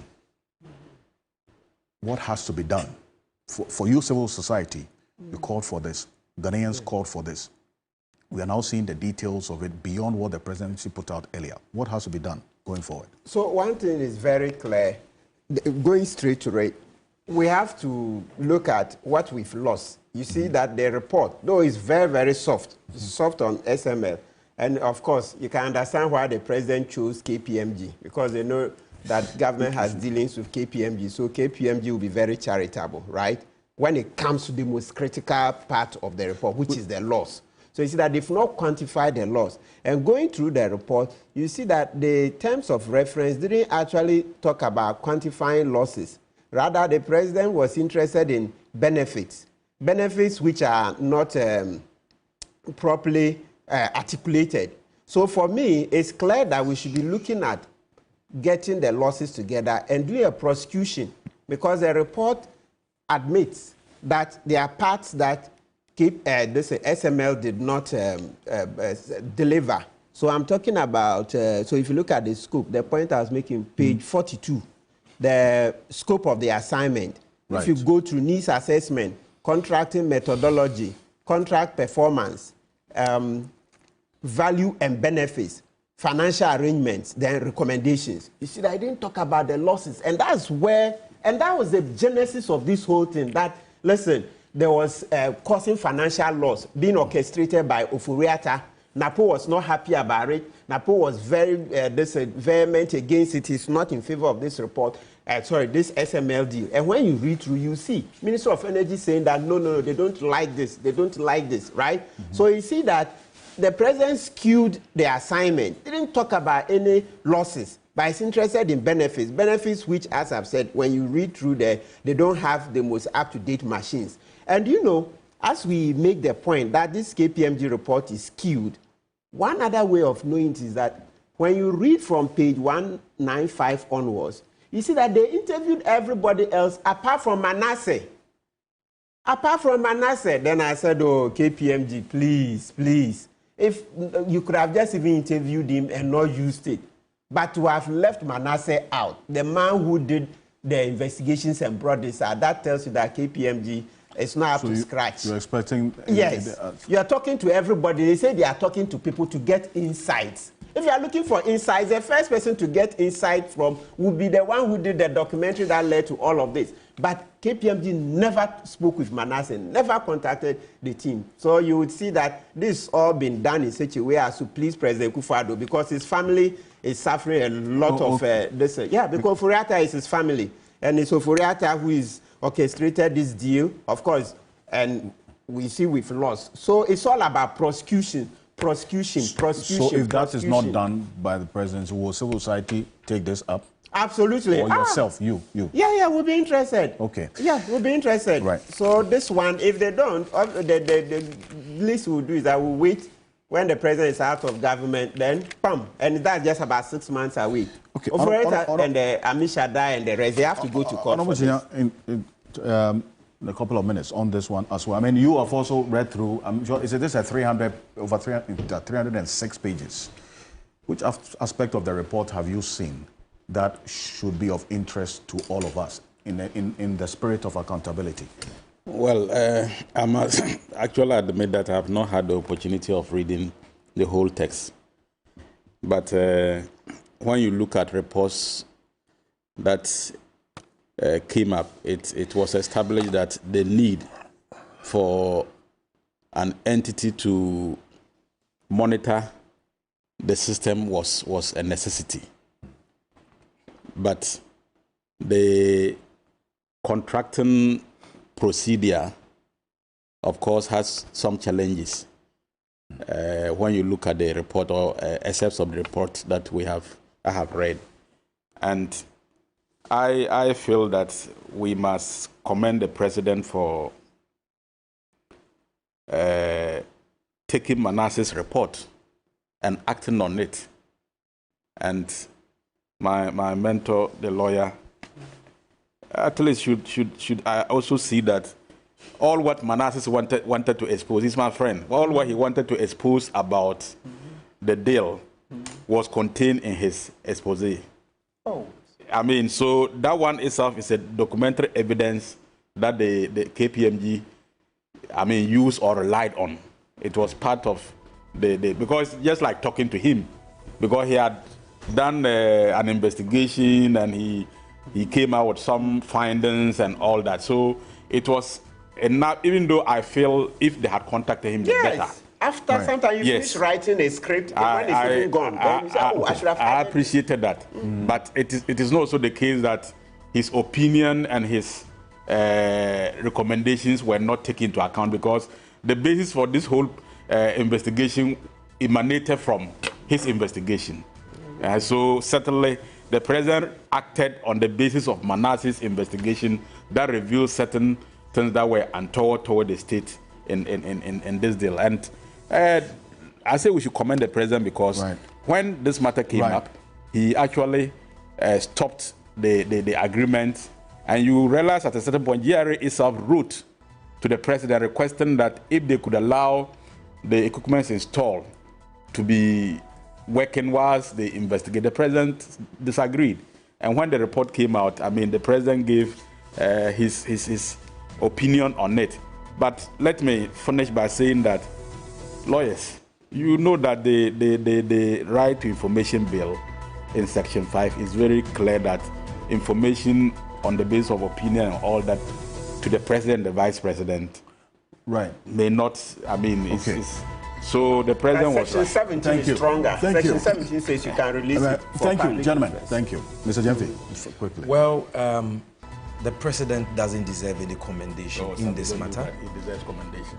He tried to conceal and cover up this unconscionable corrupt scandal, but for pressure from civil society, agencies like Media Foundation for West Africa, Manasseh's Fourth Estate, lawyer Martin Pebu, the media, and all of us, he would have cleared and covered up this as we have known him to be, a corruption clearing agent.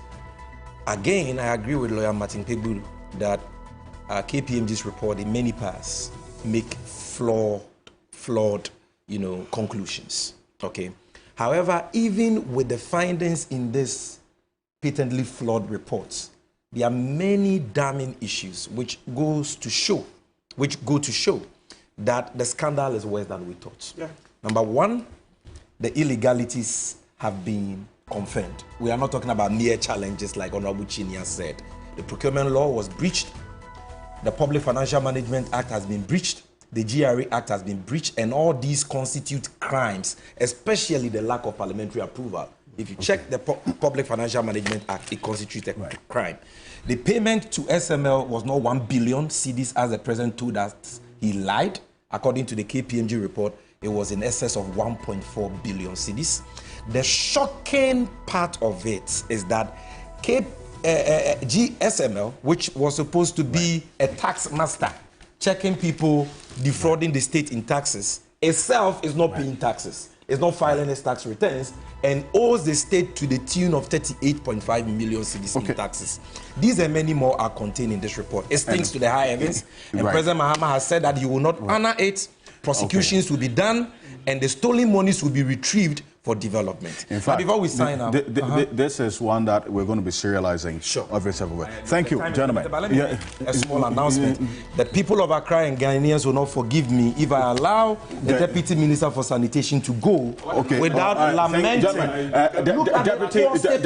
Deputy Minister for Sanitation, thank you. Thank you. Also to you, thank you very much, Lawyer Martin Pebu, and also to you, Sami Jemfi, and then also we had Samuel Okudetua Blakwa, and then also a rep from the TUC joining us. And I was clothed by Willis Clothing Empire today. So hold on, I was clothed by Willis Clothing. Hold on. I was clothed by Willis Empire this morning. Willis Clothing Empire. Please make some time and visit them on social media. A happy birthday to my producer, Abdallah Mohammed. Oh, today is Abdallah's birthday? Yes, today is Abdallah's birthday.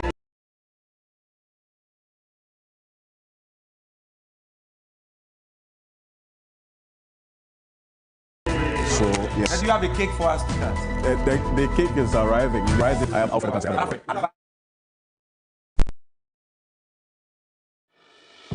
In a world where emotions run wild, only the bravest hearts dare to find true love. Join 14 hopeful singles as they embark on the journey of a lifetime, all under one roof, in search of their perfect match.